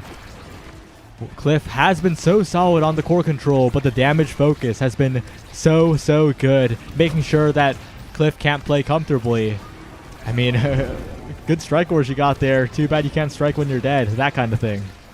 Yeah, very much like that seems to have been the answer that they found. Just target the Cliff and make sure he can't execute. He can't get those amazing passing plays. He can't get that amazing core control off. They're trying to figure things out. Just like keep their offense from being able to execute. Speaking of keeping them off, that's Wolfmane going down as well. The power plays continue, and Zanseki perfectly lines up. Only one more shot's required, and that's a Super Surge dash. Chikara Eclipse, bit of a nail biter. Bit of a scary game when Pudan and Sons won every strike war, but they realized that they could just KO them. Yeah, it took a while. It took a while to clue into it, but they finally figured out who who's the dangerous folks on the team. And at that point, they were just like, get him. Yeah, I think that was a really good showing for Pudat and Sons. Like, I'm impressed to the point where I would be surprised if they don't qualify next week. 100%. Chikara Eclipse, of course, making it here, but let's be real, like, this roster, pretty big expectations, right? Like, if they didn't make it, that would have been a surprise. It would have been an upset. Yes, I agree with that. Like I was saying earlier, I was thinking Flowers was going to just like KO everyone, like you said kind of earlier, like KO one tricks, but they have definitely improved. We saw a lot more teamwork. We saw a lot more passing plays, a lot more collaboration on defense too. Yeah, but we are reaching the end of the stream here. Congratulations to Chikara Eclipse, the Power of Friendship, and Bombs Away for qualifying for the finale. And well played. We'll see you tomorrow for OSAS, I believe. So see you, everyone. Peace out.